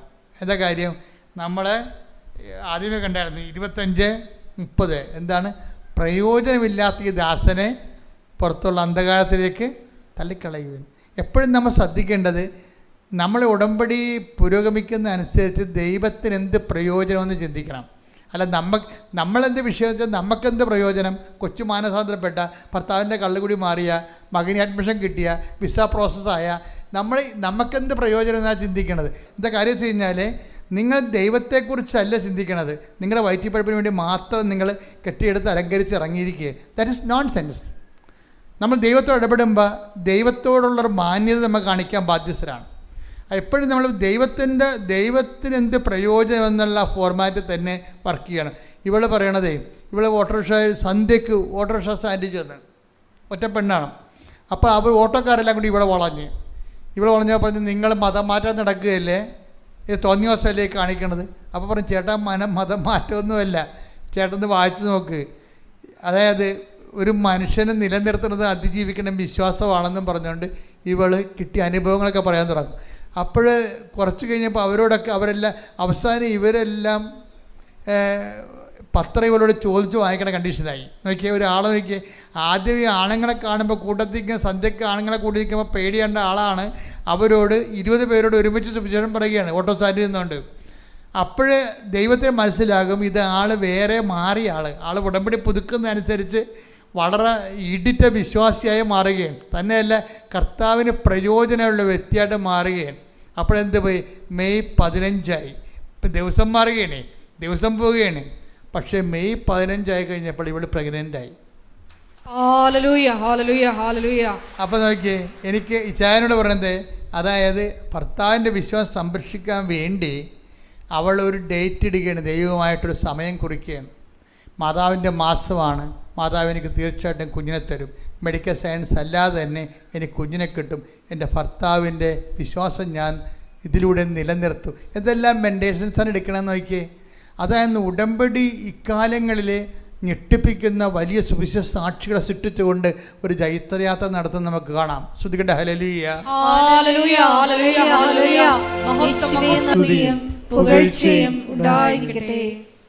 ഇതിൽ വരുന്നൊരു വിഷയം എന്ന് പറയുന്നത്, ദൈവത്തിന് മാത്രം ചെയ്യാൻ കഴിയുന്ന ഒരു സ്പേസ് എപ്പോഴും ഉണ്ടാകും നമ്മുടെ ജീവിതത്തിൽ. അവിടെ നമുക്കൊന്നും ചെയ്യാൻ പറ്റത്തില്ല. ഇപ്പം നിങ്ങളുടെ ഓരോ കേസ് ഡയറി പരിശോധിച്ചാലും മനസ്സിലാകും, കുറേ കാര്യങ്ങൾ നിങ്ങൾക്ക് ചെയ്യാൻ പറ്റും. ചില കാര്യങ്ങൾ ദൈവത്തിന് മാത്രമേ ചെയ്യാൻ പറ്റത്തുള്ളൂ. എന്തുകൊണ്ട് എൻ്റെ മക്കൾ വിശ്വസ്തത പാലിക്കണമെന്ന് പറഞ്ഞ കാര്യം, നമ്മളിങ്ങനെ ചെയ്തുകൊണ്ട് ദൈവം അങ്ങനെ ചെയ്തു തരണമെന്ന് യാതൊരു നിർബന്ധവും ഇല്ല. വാഗ്ദാനം ഉണ്ടെന്നുള്ള കാര്യം സത്യമാണ്. പക്ഷേ ചില കാര്യങ്ങൾ ദൈവത്തിന് മാത്രമേ ചെയ്യാം. അവിടെ ആ മേഖലയെ നമുക്കൊന്നും ചെയ്യാൻ പറ്റത്തില്ല. ഇപ്പോൾ ഞാനൊരു കാര്യം ചെയ്യട്ടെ. ഇപ്പോൾ ഇതിനകത്ത് ഇതിന് സ്പേസ് ഓഫ് ഗോഡ് എന്ന് പറയും. ഇപ്പോൾ ഇവളൊരു ഡേറ്റ് ഇട്ടിച്ച് അത് ഇപ്പോൾ 9 കൊല്ലം മക്കളില്ലാഞ്ഞ ആളാണെന്ന് ഓർക്കണം. 9 കൊല്ലം മക്കളിരുന്ന ആളിനെ ഇവർ പറയണ ഒരു മെയ് മാസം തന്നെ പ്രഗ്നൻ്റ് ആകണമെങ്കിൽ ഇവൾക്ക് പറ്റുമോ? ഇവൾക്ക് അത് കൺട്രോൾ ചെയ്യാൻ പറ്റുമോ? ഇല്ല. അത് ദൈവം തന്നെ ചെയ്യേണ്ടതാണ്. നമ്മുടെ എല്ലാവരുടെയും ജീവിതത്തിൽ ഇങ്ങനെ ഒരു ദൈവ സ്പേസ് ഉണ്ട്. ഇതിനെ മാനേജ് ചെയ്യാൻ സാധാരണ പ്രാർത്ഥനയ്ക്ക് പറ്റത്തില്ല, എക്സെപ്റ്റ് കവനൻറ്റ്. അതാണ് എന്തുകൊണ്ട് വൈ ഷുഡ് ടേക്ക് കവനൻറ്റ്. അതായത് നമ്മുടെ ജീവിതത്തിൽ ദൈവത്തിന് മാത്രം ചെയ്യാവുന്ന ചില അപൂർവ കാര്യങ്ങളുണ്ട്. അവിടെ നമുക്കൊന്നും ചെയ്യാം, നമ്മളവിടെ നിസ്സഹായരാണ്. ഇപ്പോൾ ഇവർ മെയ് മാസം പറഞ്ഞു. ആ മെയ് മാസം ചിലപ്പോൾ ഒക്ടോബർ ആഴ്ച, മെയ് മാസം ജൂണായി കഴിഞ്ഞാൽ ഇവിടെ IVF എടുക്കേണ്ടി വരും, സംശയമില്ല കാര്യത്തിൽ. അപ്പം അവിടെ സമയത്തിന് മേൽ അധികാരമുള്ള സഞ്ചാരി മാതാവ് എന്നൊക്കെ നമ്മൾ പ്രാർത്ഥിക്കത്തില്ലേ? അതെന്താ സമയത്തിന് മേൽ അധികാരമാണ് കാണുന്നത്. മെയ് മാസം ഇവളെ കുറിച്ച് കൊടുത്ത ഡേറ്റാണ്, അല്ല മാതാവ് കുറിച്ച് കൊടുത്ത ഡേറ്റ് അല്ല. മെയ് മാസം ഇച്ഛായ മെയ് മാസം അമ്മയുടെ ദിവസമാണ്. മെയ് മാസം ഒന്ന് കഴിയട്ടെ, മെയ് മാസത്തിൽ അമ്മ എനിക്ക് കുഞ്ഞിനെ തരുമെന്ന് പറഞ്ഞാൽ ഇവൾക്ക് പിന്നെ അങ്ങനെ പ്രത്യാശിക്കാനേ പറ്റത്തുള്ളൂ. ചെയ്യേണ്ടതാരാണ്? ദൈവമാണ്. അപ്പം ദൈവത്തിന് മാത്രം ഇറങ്ങി നിന്ന് ചെയ്യേണ്ട ചില കാര്യങ്ങളുണ്ടെങ്കിൽ ദൈവം തന്നെ ചെയ്യണം. അപ്പം അതെന്ത്, ദൈവത്തെ കൊണ്ട് ചെയ്യിപ്പിക്കാൻ വേണ്ടി മാത്രം നമ്മൾ ദൈവത്തിൻ്റെ സന്നിധിയിൽ സത്യസന്ധരും പ്രയോജനമുള്ള ദാസന്മാരെ മാറണം. പ്രാർത്ഥിക്കുക. കർത്താവായ ദൈവമേ, എൻ്റെ ജീവിതത്തിലെ ദൈവത്തിന് മാത്രം ചെയ്യാവുന്ന കാര്യങ്ങള് ദൈവം ചെയ്യുന്നതിനായി ഉടമ്പടി പ്രകാരം എൻ്റെ ജീവിതത്തെ സുവിശേഷ വിഹിതമായി പുനർക്രമീകരിക്കണമേ. ശ്രുതികട്ടെ ഹല്ലേലൂയ.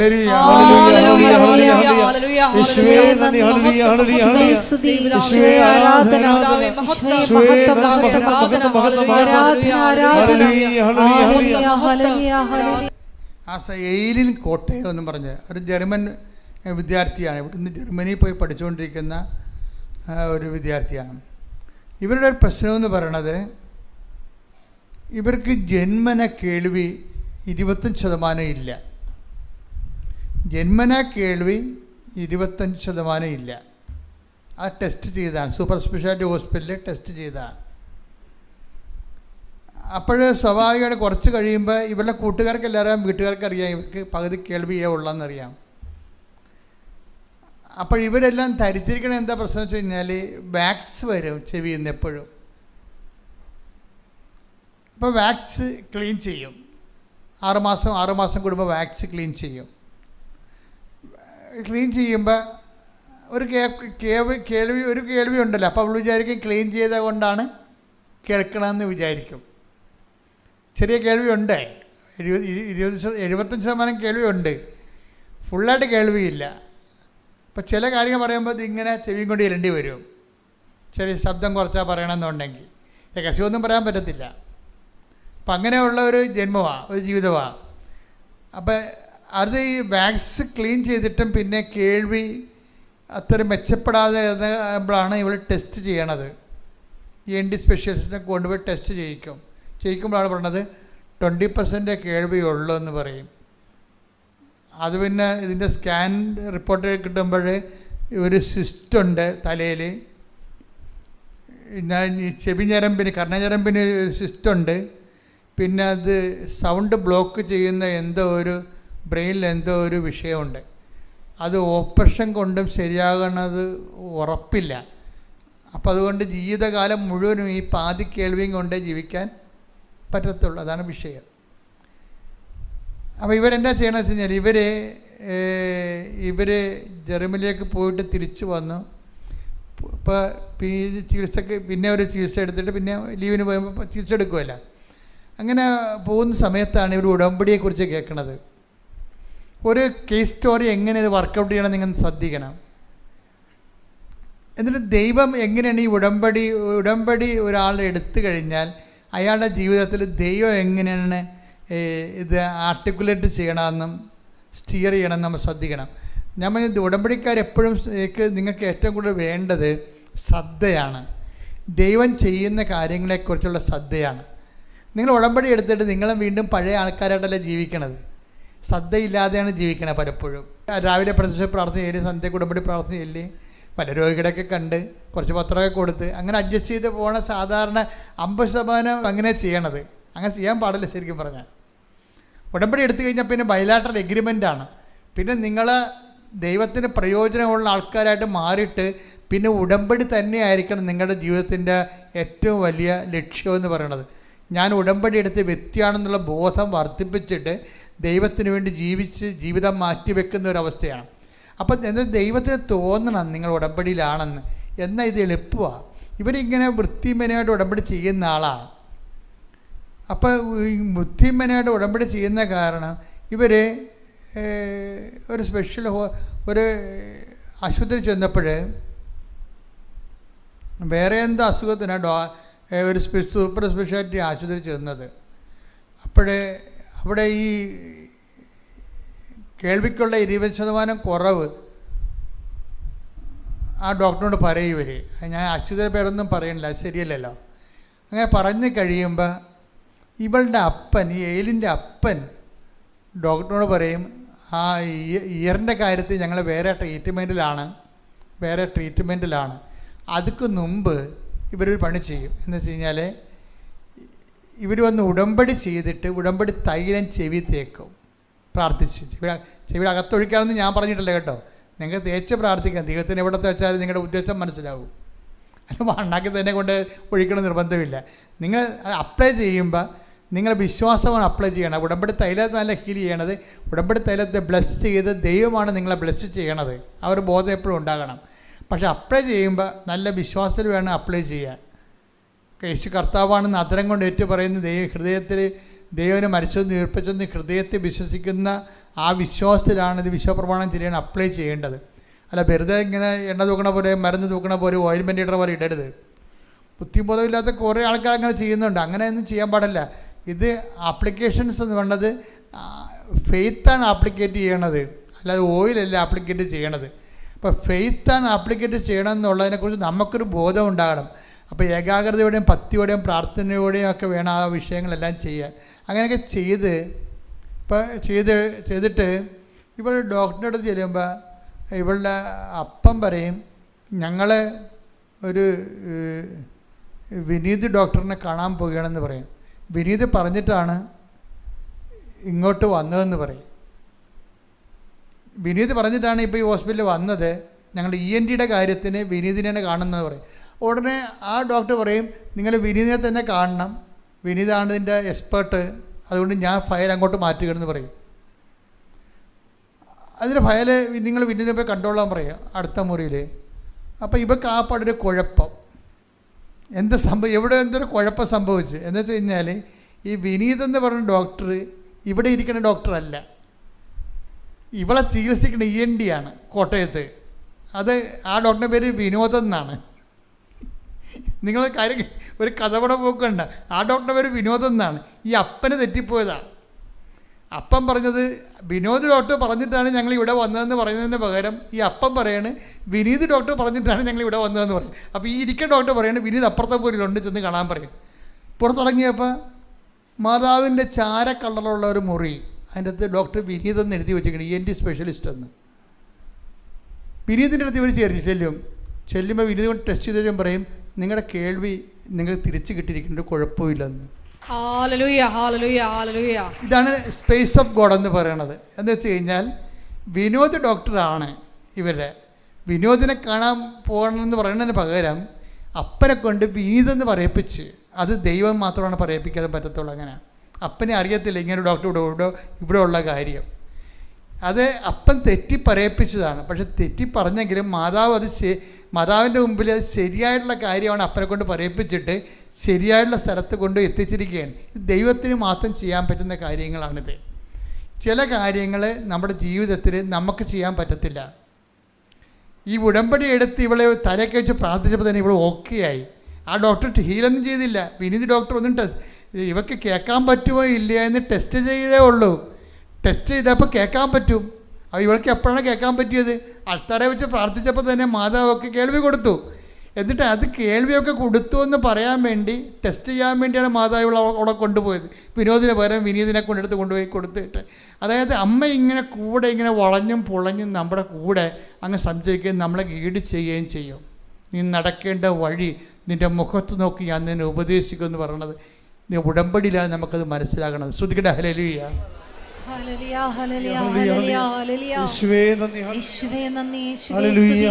ഒരുമിച്ച് പാടാം. ആരാധനയും സ്തുതിയും പുകഴ്ചയും ഉണ്ടായിരിക്കട്ടെ. ഉടമ്പടി ഉണ്ടാകുന്നൊരു വിഷയം ഈ ദൈവ സ്പേസിൽ ദൈവം മാത്രം ചെയ്യുന്ന ചില കാര്യമുള്ളത് കൊണ്ട് മനുഷ്യൻ്റെ കയ്യിൽ നിന്ന് അത് വിട്ടുപോയാലും പിന്നെയും നമുക്ക് പ്രതീക്ഷിക്കാം. എന്താ കാര്യം? ദൈവത്തിൻ്റെ അതർ എൻഡിൽ ദൈവമുണ്ട്. കാരണം ബയലാട്ടൽ എഗ്രിമെൻറ്റിലാണ്. മനുഷ്യൻ്റെ കയ്യിൽ നിന്ന് അത് വിട്ടുപോയാലും നമുക്ക് പിന്നെ ഹോപ്പുണ്ട്. അതാണ് ഈ ഉടമ്പടി ഏറ്റവും വലിയ ഗുണം. അതാണ് ചിലപ്പോൾ നമ്മുടെ മനുഷ്യൻ്റെ കയ്യിൽ നിന്ന് വിട്ടുപോകും. പക്ഷേ എന്നാലും ഇപ്പം നിങ്ങളുടെ പഠനമോ അല്ലെങ്കിൽ നിങ്ങളുടെ വസ്തു എടുക്കണതോ അല്ലെങ്കിൽ നിങ്ങളുടെ രോഗത്തെക്കുറിച്ച് ഡോക്ടർ പറഞ്ഞിരിക്കുന്നത് ഇനി അറിയിക്കേണ്ടവരൊക്കെ അറിയിക്കാൻ പറഞ്ഞാലും എഴുതി തള്ളിയാലും അതുപോലെ ഇങ്ങനെ എന്ത് മനുഷ്യൻ്റെ കയ്യിൽ നിന്ന് കൈ വിട്ടുപോയാലും പിന്നെയും നമുക്ക് ഹോപ്പുണ്ട്. എന്താ കാര്യം? ദൈവത്തിൻ്റെ അതർ എൻഡിലുള്ള ദൈവമാണ്. നിങ്ങളെപ്പോഴും ചെയ്യേണ്ടത് നിങ്ങളെ വിശ്വാസത്തെ മുറുകെ പിടിക്കണം. നേടിയതിനെ എപ്പോഴും മുറുകെ പിടിക്കണം. ശ്രുതിയുടെ ഹല്ലേലൂയ. നേടിയതിനെ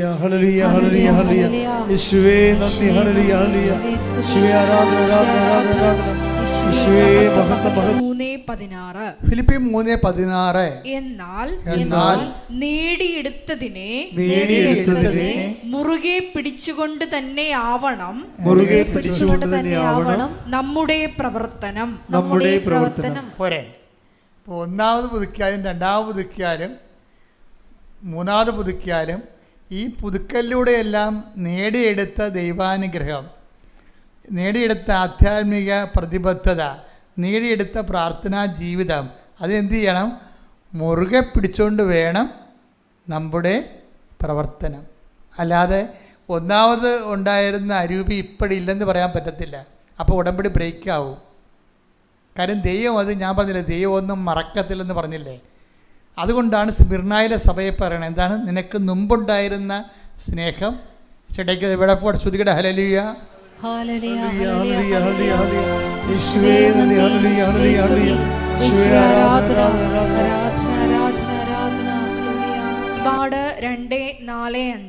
വെളിപാട് 2:4. എങ്കിലും നിനക്കെതിരെ എനിക്കൊന്ന് പറയാനുണ്ട്. നിനക്ക് ആദ്യമുണ്ടായിരുന്ന സ്നേഹം നീ കൈവിടിഞ്ഞു. അതിനാൽ നീ ഏതവസ്ഥയിൽ നിന്നാണ് അധപ്പതിച്ചതെന്ന് ചിന്തിക്കുക. അനുദപിച്ച് ആദ്യത്തെ പ്രവൃത്തികൾ ചെയ്യുക. ആദ്യം ഉടമ്പടി പുതുക്കുമ്പോൾ ഉണ്ടാകുന്ന ഉശിരും തീഷ്ണതയും ഉത്സാഹവും രണ്ടാമതോ മൂന്നാമതോ ഉടമ്പടി പുതുക്കിയാൽ ഉണ്ടാകുന്നില്ലെങ്കിൽ നിങ്ങൾ ഓർക്കരുത്, നിങ്ങൾ മറന്ന പോലെ ദൈവം ഉടമ്പടി മറന്നിട്ടുണ്ടെന്ന്. ദൈവം മറന്നിട്ടില്ല. ദൈവം പറഞ്ഞു കേട്ടില്ലേ, ഞാൻ ആദ്യം നിനക്ക് നീ എന്തുമാത്രം ദൈവസ്നേഹത്തിൽ വളർന്ന ഒരു ദിവസം എനിക്കറിയാം. അത് എൻ്റെ രജിസ്റ്റർ ചെയ്തിട്ടുണ്ട്. അത്രയും ചൈതന്യം ഇന്ന് നിനക്കില്ല എന്ന് പറയുകയാണ്. അതുകൊണ്ടാണ് ഈ പറയുന്നത്, നേടിയെടുത്തതിനെ മുറുകെ പിടിച്ചുകൊണ്ട് വേണം നമ്മുടെ പ്രവർത്തനം പ്രാർത്ഥിക്കുക. കർത്താവ് ദൈവമേ, കർത്താവായ ദൈവമേ, ഓരോ തവണകള് ഉടമ്പടി പുതുക്കുമ്പോൾ മുമ്പത്തേക്കാൾ ചൈതന്യത്തോടെ ദൈവത്തിന് പ്രയോജനമുള്ള സുവിശേഷ വേലക്കാരായി സാക്ഷികളായി എന്നെ ഉയർത്തണമേ, എന്നെ വളർത്തണമേ. ശ്രദ്ധിക്കട്ടെ.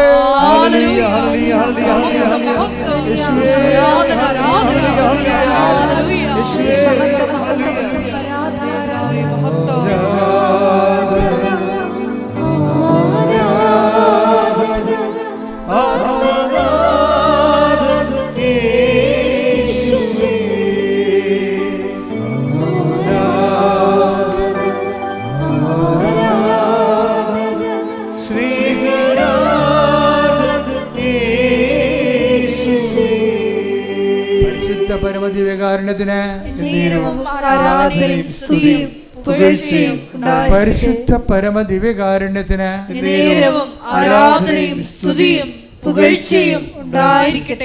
വളരെ രസകരമായൊരു സാക്ഷ്യം ഉണ്ടായിരുന്നു ഈ ദിവസങ്ങളിൽ.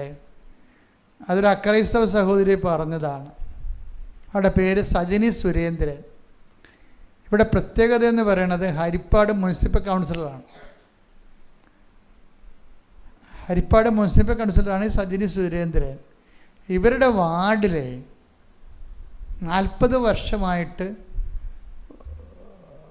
ഒരു നടവഴി, ജനങ്ങളെല്ലാം പകുതി മുക്കാലും അതിലാണ് പോകണമെങ്കിലും മഴക്കാലമാകുമ്പോൾ വെള്ളം പൊങ്ങിക്കഴിഞ്ഞാൽ റോഡ് മുങ്ങിപ്പോകും, ആ വഴി മുങ്ങിപ്പോകും, പിന്നെ നടക്കാൻ പറ്റത്തില്ല. ഇപ്പോൾ ജില്ലാ പഞ്ചായത്തിൽ പ്രോജക്റ്റ് അനുസരിച്ചുകൊണ്ട് ഇവർക്ക് റോഡ് അനുവദിച്ചിട്ടുണ്ട്. ഇവർ വലിയ സങ്കടപ്പെട്ടിട്ടാണ്. അപ്പോൾ അവർ മെമ്പറായ കാലം മുതൽ ഇവർ മുനിസിപ്പൽ ഓഫീസിലും അവിടെ തന്നെ മുനിസിപ്പൽ കമ്മിറ്റിയിലും പറഞ്ഞ് അവസാനം ഇവർക്ക് റോഡ് അനുവദിച്ചത്. റോഡ് അനുവദിച്ചപ്പോൾ എന്താ, ജില്ലാ പഞ്ചായത്തിൻ്റെ പ്രോജക്റ്റാണത്. അപ്പം 3 മീറ്റർ റോഡിൻ്റെ അപ്പുറത്ത് വിടണം. സാധാരണ പഞ്ചായത്ത് റോഡിനേക്കാൾ വീതിയുണ്ട്. അതിനെല്ലാം ഒരു കൺസെൻറ്റ് വാങ്ങിക്കാൻ വേണ്ടി തന്നെ പുഞ്ചപ്പാടത്തെ കൺസെൻറ്റാണ്. 20 പേരുടെ ഇടയ്ക്ക് 20 പേരുടെ ആൾക്കാർക്ക് നിന്ന് ഈ 1.5 കിലോമീറ്റർ താമസിക്കുന്ന 20 അണ്ടപ്പേരുണ്ട്. അതെല്ലാം തപ്പിയെടുത്ത് ഓരോരുത്തരൊക്കെ കൈമാറി പോയി അതൊക്കെ വാങ്ങിച്ചെടുത്ത് അവസാനം കൺസെൻറ്റെല്ലാം ഒപ്പിച്ച് കൊണ്ട് മുനിസിപ്പൽ ഓഫീസിൽ കൊടുത്ത് ഇവർക്ക് റോഡ് സാങ്ഷനായി. പിന്നെ എന്താ ചെയ്യേണ്ടത്, പ്രോജക്റ്റ് എഴുതി പോകണം. അതിന് AE ആണ്, അസിസ്റ്റൻറ്റ് എഞ്ചിനീയറാണ് അതിൻ്റെ ആൾ. അസിസ്റ്റൻറ്റ് എഞ്ചിനീയർക്ക് പ്രോജക്റ്റ് എഴുതി അതിന് ടൈം ബൗണ്ടായിട്ടല്ലാണ്. ആ ടൈം കഴിഞ്ഞാൽ പിന്നെ നമുക്ക് സബ്മിറ്റ് ചെയ്യാൻ പറ്റത്തില്ല. അസിസ്റ്റൻറ്റ് എഞ്ചിനീയർ എല്ലാ കൺസെൻറ്റും അതിൻ്റെ എല്ലാ കാര്യങ്ങളെടുത്തിട്ട് എസ്റ്റിമേറ്റ് എടുക്കാൻ വേണ്ടി അസിസ്റ്റൻറ്റ് എഞ്ചിനീയറെ കൊടുത്തിട്ട് പോയി. അപ്പോൾ സംഭവം കിട്ടി. കാര്യം മുനിസിപ്പൽ കമ്മിറ്റി തന്നെ ഇടിപിടിച്ച് മേടിച്ച റോഡാണത്. പക്ഷേ അത് എല്ലാം സെറ്റായിട്ട് ഇവർക്ക് കൊടുത്തിട്ട് ഇവർക്ക് ആശ്വാസമായി. അപ്പോൾ 3 ദിവസം കഴിഞ്ഞപ്പോൾ ഇവർ ചെന്ന് സെക്രട്ടറി കണ്ടപ്പോൾ സെക്രട്ടറി ഓക്കെ അല്ലേ, ഇനി നമുക്ക് മുന്നോട്ട് പോകാമല്ല. അപ്പോൾ മാഡം ഓക്കെ അല്ല, അസിസ്റ്റൻ്റ് എഞ്ചിനീയർ ഇത് പ്രോജക്റ്റ് വിട്ടിട്ടില്ലെന്ന് പറഞ്ഞു. പ്രോജക്റ്റ് വിട്ടിട്ടില്ല. അപ്പോൾ ഇവിടെ ചങ്കിൽ ഇടുത്തി പോലെ. നിങ്ങൾക്കത് മനസ്സിലാകുന്നില്ല, എനിക്കത് മനസ്സിലാവും. ഞാൻ ഈ റോഡ് ഉണ്ടാക്കാനൊക്കെ കുറേ നടന്നിട്ടുള്ള കാരണം എനിക്ക് പെട്ടെന്ന് അവർ പറഞ്ഞൊക്കെ മനസ്സിലായി. പ്രോജക്റ്റ് വിട്ടിട്ടില്ല. അപ്പോൾ ഇവർക്ക് ക്ഷോഭിക്കണോ, അവർ വന്നിട്ട് ഇവരോട് പറഞ്ഞ് ഇത് ഞാൻ മെമ്പറായിട്ടിരിക്കണില്ല, ഞാൻ രാജിവെക്കുകയാണ്, ഞാൻ ഇനി വരത്തില്ല ഇങ്ങോട്ട്, വന്നിട്ട് കാര്യമില്ല. ജനങ്ങളോട് നീതി പുലർത്താൻ വേണ്ടിയാണ് അവരെന്നെ ജയിപ്പിച്ച് വിട്ടത്. ജനങ്ങൾക്ക് വേണ്ടി ഒന്നും ചെയ്യാൻ പറ്റുന്നില്ല, പിന്നെ ഞാൻ എന്തിനാണ് മെമ്പറിൻ്റെ സ്ഥാനം പിടിച്ചിരിക്കുന്നത്. അവർ സെക്രട്ടറിയോട് മറ്റെല്ലാവരും പറഞ്ഞ്. പക്ഷേ എന്താ അപ്പോൾ സെക്രട്ടറി പറഞ്ഞ് AEയോട് പോയി ചോദിക്കാൻ പറഞ്ഞ്. അസിസ്റ്റൻറ്റ് എഞ്ചിനീയറോട് അസിസ്റ്റൻറ്റ് എഞ്ചിനീയർ പറഞ്ഞു, മാഡം ഇനി 3 മാസമേ ഉള്ളൂ ഈ പ്രോജക്റ്റ് ലാപ്സാകാൻ. അതിനുള്ള 1.5 മാസം വേണം എസ്റ്റിമേറ്റ് എടുക്കാൻ. 1.5 മാസം കൊണ്ട് എസ്റ്റിമേറ്റ് എടുത്ത് സാങ്ഷനായി വന്നാൽ 1.5 മാസം കൊണ്ട് ഈ പണി തീരത്തില്ല. പിന്നെ നമ്മൾ കൊടുത്ത് അവസാനം കിട്ടാതെ പോകുന്നത്. അതുകൊണ്ട് ഞാൻ പ്രോജക്റ്റ് വിട്ടില്ലെന്ന് പറഞ്ഞു. അതോടുകൂടി ഇവർ സങ്കടപ്പെട്ട് പോകുന്നപ്പോൾ ഇവരുടെ ഇരിപ്പും നടപ്പും വീട്ടിൽ വരുന്നുള്ള ചേട്ടയെ കണ്ടപ്പോൾ ഇവരെ ഭർത്താവ് വിചാരിച്ച് ഇവർ ഇതായി പോകുമെന്ന് പറഞ്ഞ്, അതായത് ഇവർക്ക് വട്ടായി പോകും. അപ്പോൾ പറഞ്ഞ്, എടിയാ റോഡ് നാട്ടുകാരാണ്, അത് വേണമെങ്കിൽ റോഡ് ഉണ്ടാകുമ്പോൾ ഉണ്ടാകും, നീ എന്തിനായിട്ട് ടെൻഷൻ അടിക്കണത്, നീ എന്തിനാണ് ഇത്രയും ടെൻഷൻ അടിക്കേണ്ടത്? നിന്റെ ടെൻഷൻ അടിക്കേണ്ട ഒരു കാര്യമില്ല. അതൊക്കെ ഞങ്ങൾക്ക് വീട്ടുകാർക്ക് ആളെ നഷ്ടപ്പെടരുത് കേട്ടോ എന്ന് പറഞ്ഞിട്ട് ഭർത്താവ് ഇവരോട് ചൂടാവും. അപ്പോൾ ഇവരെന്ത് ചെയ്യുമെന്ന് പറയാം, ഇവർ ഉടമ്പടി എടുത്ത് വെച്ചും ഇവർ നേരെ ഉടമ്പടി ഉപ്പ് കൊണ്ടുപോയി ഇവിടെ ഈ റോഡിടാനുള്ള സ്ഥലത്ത് കൊണ്ടുപോയി വിശ്വാസ പ്രമാണം ചൊല്ലി ഉടമ്പടി ഉപ്പിട്ട് കഴിയുമ്പോൾ, മാതാവേ നിൻ്റെ റോഡാണ്, നിനക്ക് വേണമെങ്കിൽ ഈ റോഡ് വേണം. അപ്പം കാര്യം എനിക്കിനി ഇവിടെ ഒന്നും ചെയ്യാനില്ല, ഞാൻ ചെയ്യാനുള്ളതെല്ലാം ചെയ്ത് പരാജയപ്പെട്ടിരിക്കുകയാണ്. ഇനി എന്തെങ്കിലും ഇവിടെ പൊങ്ങി വരണമെന്നുണ്ടെങ്കിൽ, ഫയൽ പൊങ്ങണമെങ്കിൽ അമ്മ വിചാരിക്കും. അതുകൊണ്ട് ഞാൻ റോഡ് അമ്മയെ ഏൽപ്പിക്കണമെന്ന് പറഞ്ഞു. അമ്മയെ ഏൽപ്പിക്കണമെന്ന് പറഞ്ഞ് 3 ദിവസം കഴിഞ്ഞപ്പോൾ ഇവരെ ജില്ലാ കമ്മിറ്റിയിൽ നിന്ന് വിളിച്ച്, മാഡം റോഡ് പാസ്സായിട്ടുണ്ട് കേട്ടോ. അപ്പം ഇവരെന്താ ചെയ്തതെന്ന് വെച്ച് കഴിഞ്ഞാൽ അത് ശ്രദ്ധിക്കണം. ഇവർ അവിടെ വിശ്വാസത്തെ അവരൊരു ധ്യാനം കേട്ടപ്പോൾ അവർ പറഞ്ഞു, ഈ തലക്കനമുള്ള ആൾക്കാർക്ക് ഉടമ്പടി വർക്കൗട്ട് ചെയ്യത്തില്ലെന്ന് ഞാൻ പറയുന്നുണ്ട് ധ്യാനത്തിൽ. ഇപ്പോൾ ധ്യാനം എപ്പോഴും ശ്രദ്ധിക്കണം കേട്ടോ. ഈ എല്ലാവരും ഇപ്പോൾ ഈ ധ്യാനപ്രസംഗം കേട്ടാൽ രക്ഷപ്പെടണത്. അവരുടെ തലക്കനമുള്ള ആൾക്കാർക്ക് ഉടമ്പടി വർക്കൗട്ട് ചെയ്യത്തില്ലെന്ന് ഞാൻ ഏതോ ഒരു ധ്യാനത്തിൽ പറഞ്ഞിട്ടുണ്ട്. കാര്യം നിങ്ങൾ ഹെഡ് മാസ്റ്ററാണ്, നിങ്ങൾ പഞ്ചായത്ത് മെമ്പറാണ്, അല്ലെങ്കിൽ പ്രിൻസിപ്പൽ സെക്രട്ടറിയാണ്, തഹസിൽദാറാണെന്നൊക്കെ പറഞ്ഞാൽ നിങ്ങൾ ഇതിൻ്റെ ഏറ്റവും കൂടുതൽ മാർക്കുള്ളത് പത്രവിതരണത്തിനാണ്. കാര്യം അത് ദൈവത്തിന് പ്രയോജനമുള്ള കാര്യം. 2 കാര്യത്തിനാണ് ഉടമ്പടി കൂടുതൽ മാർക്ക് കിട്ടുന്നത്. എന്താണ്? സാക്ഷ്യം പറയണതിനും പത്രം കൈമാറുന്നതിനും. ഇത് രണ്ടും ചമ്മലുള്ള പരിപാടിയാണ്. നമ്മുടെ തലക്കനുള്ള ആൾക്കാർ ഈ സംഭവം ചെയ്യത്തില്ല. അല്ലെങ്കിൽ കുരങ്ങനെ കൊണ്ട് ചുടുപായസം കുരക്കണ പോലെ ഭാര്യനെ കൊണ്ട് മക്കളെ കൊണ്ടാണ് ജയിക്കും. അല്ലെങ്കിൽ ചില ഇടുപ്പി പെമ്പിടേരാണെങ്കിൽ പപ്പാനെ കൊണ്ട് ജയിക്കും. ഇത് വർക്കൗട്ട് ചെയ്യത്തില്ല. അത് ഞാൻ നേരത്തെ പറഞ്ഞിട്ടുള്ളതാണ്. തലക്കന ഉള്ളവർക്ക് ഉടമ്പടി പറഞ്ഞിട്ടില്ലെന്ന്. എന്ന് വെച്ചാൽ അവർ എളിമപ്പെടണം. ശക്തനായവൻ എനിക്ക് വലിയ കാര്യങ്ങൾ ചെയ്തിരിക്കുന്നു. എങ്ങനെ ചെയ്തതാണ്? അവിടുത്തെ ദാസിയുടെ വിനീതാവസ്ഥ. അതാണ് മാതാവിൻ്റെ ഒരു സാമ്പത്തിക ശാസ്ത്രം എന്ന് പറയുന്നത്. ശ്രദ്ധിക്കട്ടെ. ഹല്ലേലൂയ. ലൂക്കാന്റെ സുവിശേഷം. ശ്രദ്ധിക്കട്ടെ. ഹല്ലേലൂയ. ലൂക്ക 1:48-49. അവിടുന്ന് തന്റെ ദാസിയുടെ താഴ്മയെ കടാക്ഷിച്ചു. ഇപ്പോൾ മുതൽ സകല തലമുറകളും എന്നെ ഭാഗ്യവതി എന്ന് പ്രകീർത്തിക്കും. ശക്തനായവൻ എനിക്ക് വലിയ കാര്യങ്ങൾ ചെയ്തിരിക്കുന്നു. ഉടമ്പടി എന്ന് പറയുന്നത് ചെറിയ കാര്യങ്ങൾ ചെയ്യാൻ പ്രാർത്ഥിച്ച പോരെ. വലിയ കാര്യങ്ങൾ ചെയ്യണമെന്നാണ് ഉടമ്പടി. പക്ഷെ വലിയ കാര്യങ്ങൾ ചെയ്യണമെങ്കിൽ എന്ത് ചെയ്യണം? ഈ ലൂക്ക 1:48-49 വർക്കൗട്ട് ചെയ്യണം. എന്താണ്? ശക്തനായവൻ എനിക്ക് വലിയ കാര്യങ്ങൾ ചെയ്തിരിക്കുന്നു. കാരണം എന്താണ്? അവിടുന്ന് തൻ്റെ ദാസിയുടെ വിനീത അവസ്ഥ, താഴ്മ തെക്കൻ പാർത്തു. അപ്പോൾ ഏത് കളക്ടറാണെന്ന് പറഞ്ഞാലും പത്രം കൊടുക്കേണ്ടി വരും. അതാണ് വിഷയം. അതേ വിഷയം. അപ്പം താഴ്ന്ന ആളല്ലെങ്കിൽ, നമ്മൾ എളിമപ്പെട്ടില്ലെങ്കിൽ ദൈവത്തിന് പ്രവർത്തിക്കാൻ പറ്റത്തില്ല. വലിയ കാര്യങ്ങൾ നടക്കത്തില്ല. വലിയൊക്കെ ചെറിയ കാര്യങ്ങൾ നടക്കും. അപ്പം അത് എപ്പോഴും അത് ഞാൻ പറഞ്ഞ കാരണം ഈ മെമ്പർ എന്ത് ചെയ്യുന്നറിയോ? മെമ്പർ പത്രം എടുത്ത് വെച്ച് അവർ വർക്ക് ചെയ്യണത്, അവർ മെമ്പറാണ്. പിന്നെ അവർ വർക്ക് ചെയ്യണത് നോൺ ക്രിസ്ത്യൻ ഏരിയയിലാണ്. മെമ്പറിനൊക്കെ ഭയങ്കര പ്രയാസമാണ്. മാതാവേ വലിയൊരു വല്ലതും പറയാവാ, ഞാൻ നിങ്ങൾ രാഷ്ട്രീയക്കാരത്തിയായിട്ട് പിന്നെ ഇതും കൊണ്ട് നടക്കണമെന്ന് ചോദിക്കും ആൾക്കാർ. അങ്ങനെ ചോദിക്കുക എന്ന് വെച്ചാൽ എങ്കിലും അതിനെല്ലാം മറികടന്ന് ചോദിക്കട്ടെ, ഞാൻ എൻ്റെ കർത്താവിൻ്റെ ജോലിയില്ലേ ചെയ്യണമെന്ന് പറഞ്ഞുകൊണ്ട് ഇവർ പത്രം എടുത്ത് അകത്ത് വെച്ചിട്ട് പ്രാർത്ഥിച്ചുകൊണ്ട് എല്ലായിടത്തും പോകും. മാതാവിനോട് ഒരു കാര്യം പറയും, ഞാൻ തിരിച്ച് വീട്ടിൽ വരുമ്പോൾ ഇതിൻ്റെ ഒറ്റ പത്രം പോലും ബാക്കി ഉണ്ടാകരുതെന്ന് പറയും. എന്നിട്ട് പോയിട്ട് ഒരു പ്രശ്നവുമില്ലാതെ അവരെല്ലാം പ്രാർത്ഥിച്ചു കൊടുക്കും. അപ്പോൾ ദൈവത്തിരുസന്നിധി പ്രയോജനമുള്ള വ്യക്തികളായി മാറുമ്പോൾ അവർ ഉപ്പിട്ടാൽ മതി. എന്താ കാര്യം? പയൽ താനേ പൊങ്ങും. എന്താ കാര്യം? ദൈവം അത് ഏറ്റെടുക്കണം. എൻ്റെ മക്കളെ, ഈ ഉടമ്പടി ഏറ്റവും വലിയ ചാലഞ്ച് എന്ന് പറയണത് നിങ്ങൾ സത്യസന്ധരാണെന്നും ദൈവത്തോട് വിശ്വസ്തമുള്ളവരാണെന്നും ദൈവത്തിന് വേണ്ടി ജീവിക്കുന്നവരാണ്, സർവോപരി പ്രയോജനമുള്ള വ്യക്തികളാണെന്ന് ദൈവത്തിന് തോന്നിയാൽ പിന്നെ നമുക്ക് തിരിഞ്ഞു നോക്കേണ്ടി വരത്തില്ല. പ്രാർത്ഥിക്കുക. കർത്താവ് ദൈവമേ, എന്റെ പൊസിഷൻ എന്തായാലും ഇടം വലം നോക്കാതെ കർത്താവിന്റെ ജോലി ചെയ്യാൻ, സുവിശേഷ വേല ചെയ്യാൻ, വിശ്വാസ കൈമാറ്റത്തിനായി, സ്വർഗത്തിന്റെ ഉപകരണമായി എന്നെ അഭിഷേകം ചെയ്യണം.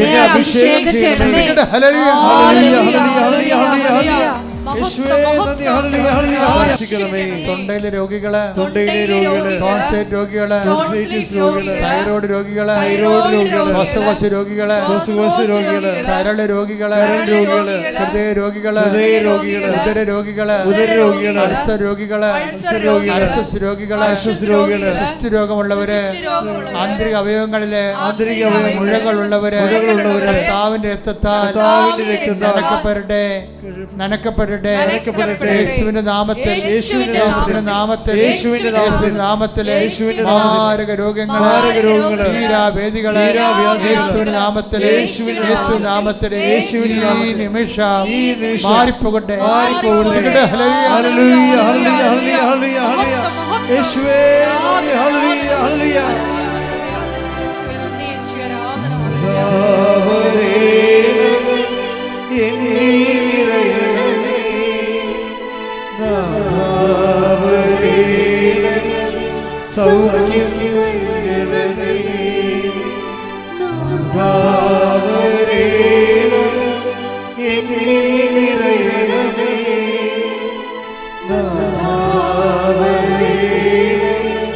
സൗഖ്യം പരിശുദ്ധ പരമദിവ്യകാരണത്തിന് ആരാധനയും സ്തുതിയും പുകഴ്ചയും ഉണ്ടായിരിക്കട്ടെ. എൻ്റെ മക്കളുടെ ജോലിയില്ലാത്തവര്, വീടില്ലാത്തവര്, പല പ്രാവശ്യം ഉടമ്പടി പുതുക്കിയെങ്കിലും ആ അവർ വിചാരിക്കുന്ന വിഷയത്തിൻ്റെ മേലെ ദൈവിക തീരുമാനം എത്തിപ്പെടാത്തവർ ഒക്കെ അവർക്കെല്ലാം വേണ്ടി പ്രാർത്ഥിക്കേണ്ട ഒരു സമയമാണ്.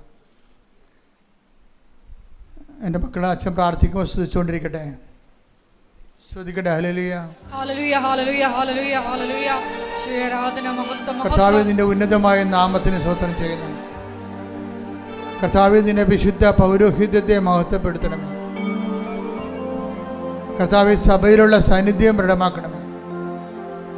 39 വർഷം ഞാൻ അർപ്പിച്ച കൃപാനയുടെ യുഗതയാൽ കൃപാസ്ഥാനത്താറെ ജീവനോടെ പ്രത്യക്ഷപ്പെട്ട പരിശുദ്ധ അമ്മയുടെ മാധ്യസ്ഥത്തിന് ഞങ്ങളുടെ മക്കൾക്ക് വേണ്ടി പ്രാർത്ഥിക്കുന്നു. കർത്താവേ, ഈശോ അമ്മയുടെ പ്രത്യക്ഷീകരണത്തിന് സ്ഥിരീകരണത്തിൻ്റെ അടയാളമാകാൻ ഈ അൾത്താരയിൽ നടന്ന 10,000-കണക്കിന് ആരാധന ശക്തിയാൽ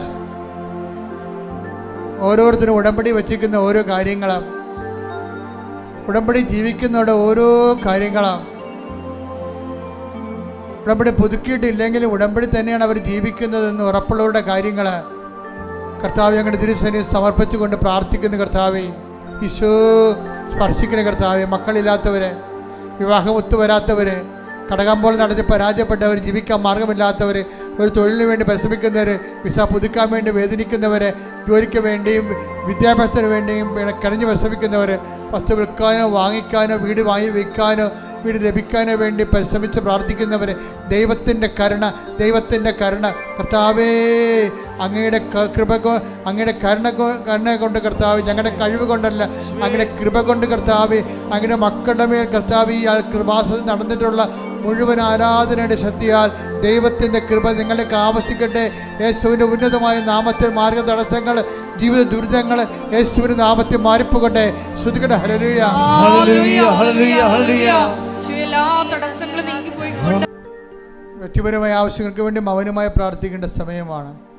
ആരാധന ആശീർവാദത്തിലേക്ക് പോവുകയാണ് നമ്മൾ.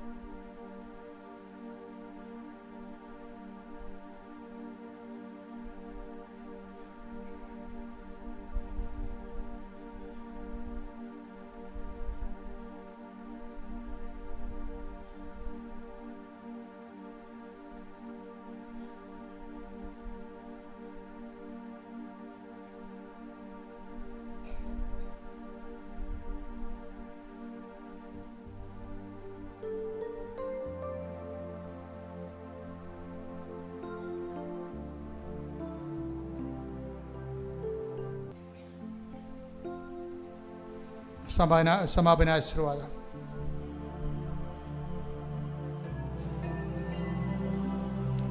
പ്രത്യക്ഷീകരണത്തിൻ്റെ സാക്ഷികളാക്കി ഞങ്ങളെ ഓരോരുത്തരെയും ഈ അൾത്താറിൽ ഉയർത്തണമേ എന്ന് പ്രാർത്ഥിച്ചുകൊണ്ട് ശിരസ് നമിച്ച് നമുക്ക് ദിവ്യകാരുണ്യനാഥൻ്റെ ആശീർവാദം സ്വീകരിക്കാം.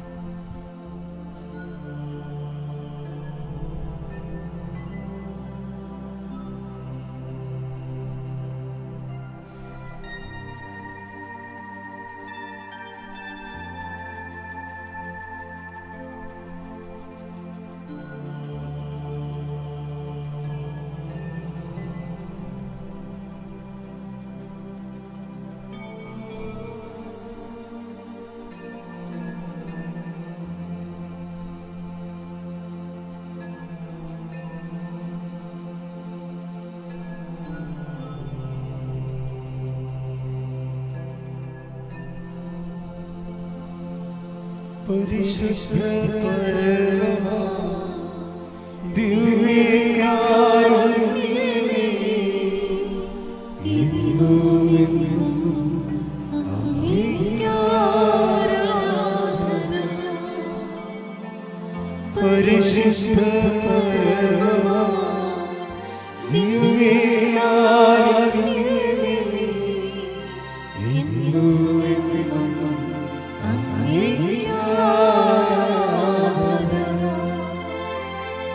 പരിശുദ്ധ പരമ ദിവ്യകാരുണ്യമേ, ഇന്നും എന്നും അങ്ങേക്ക്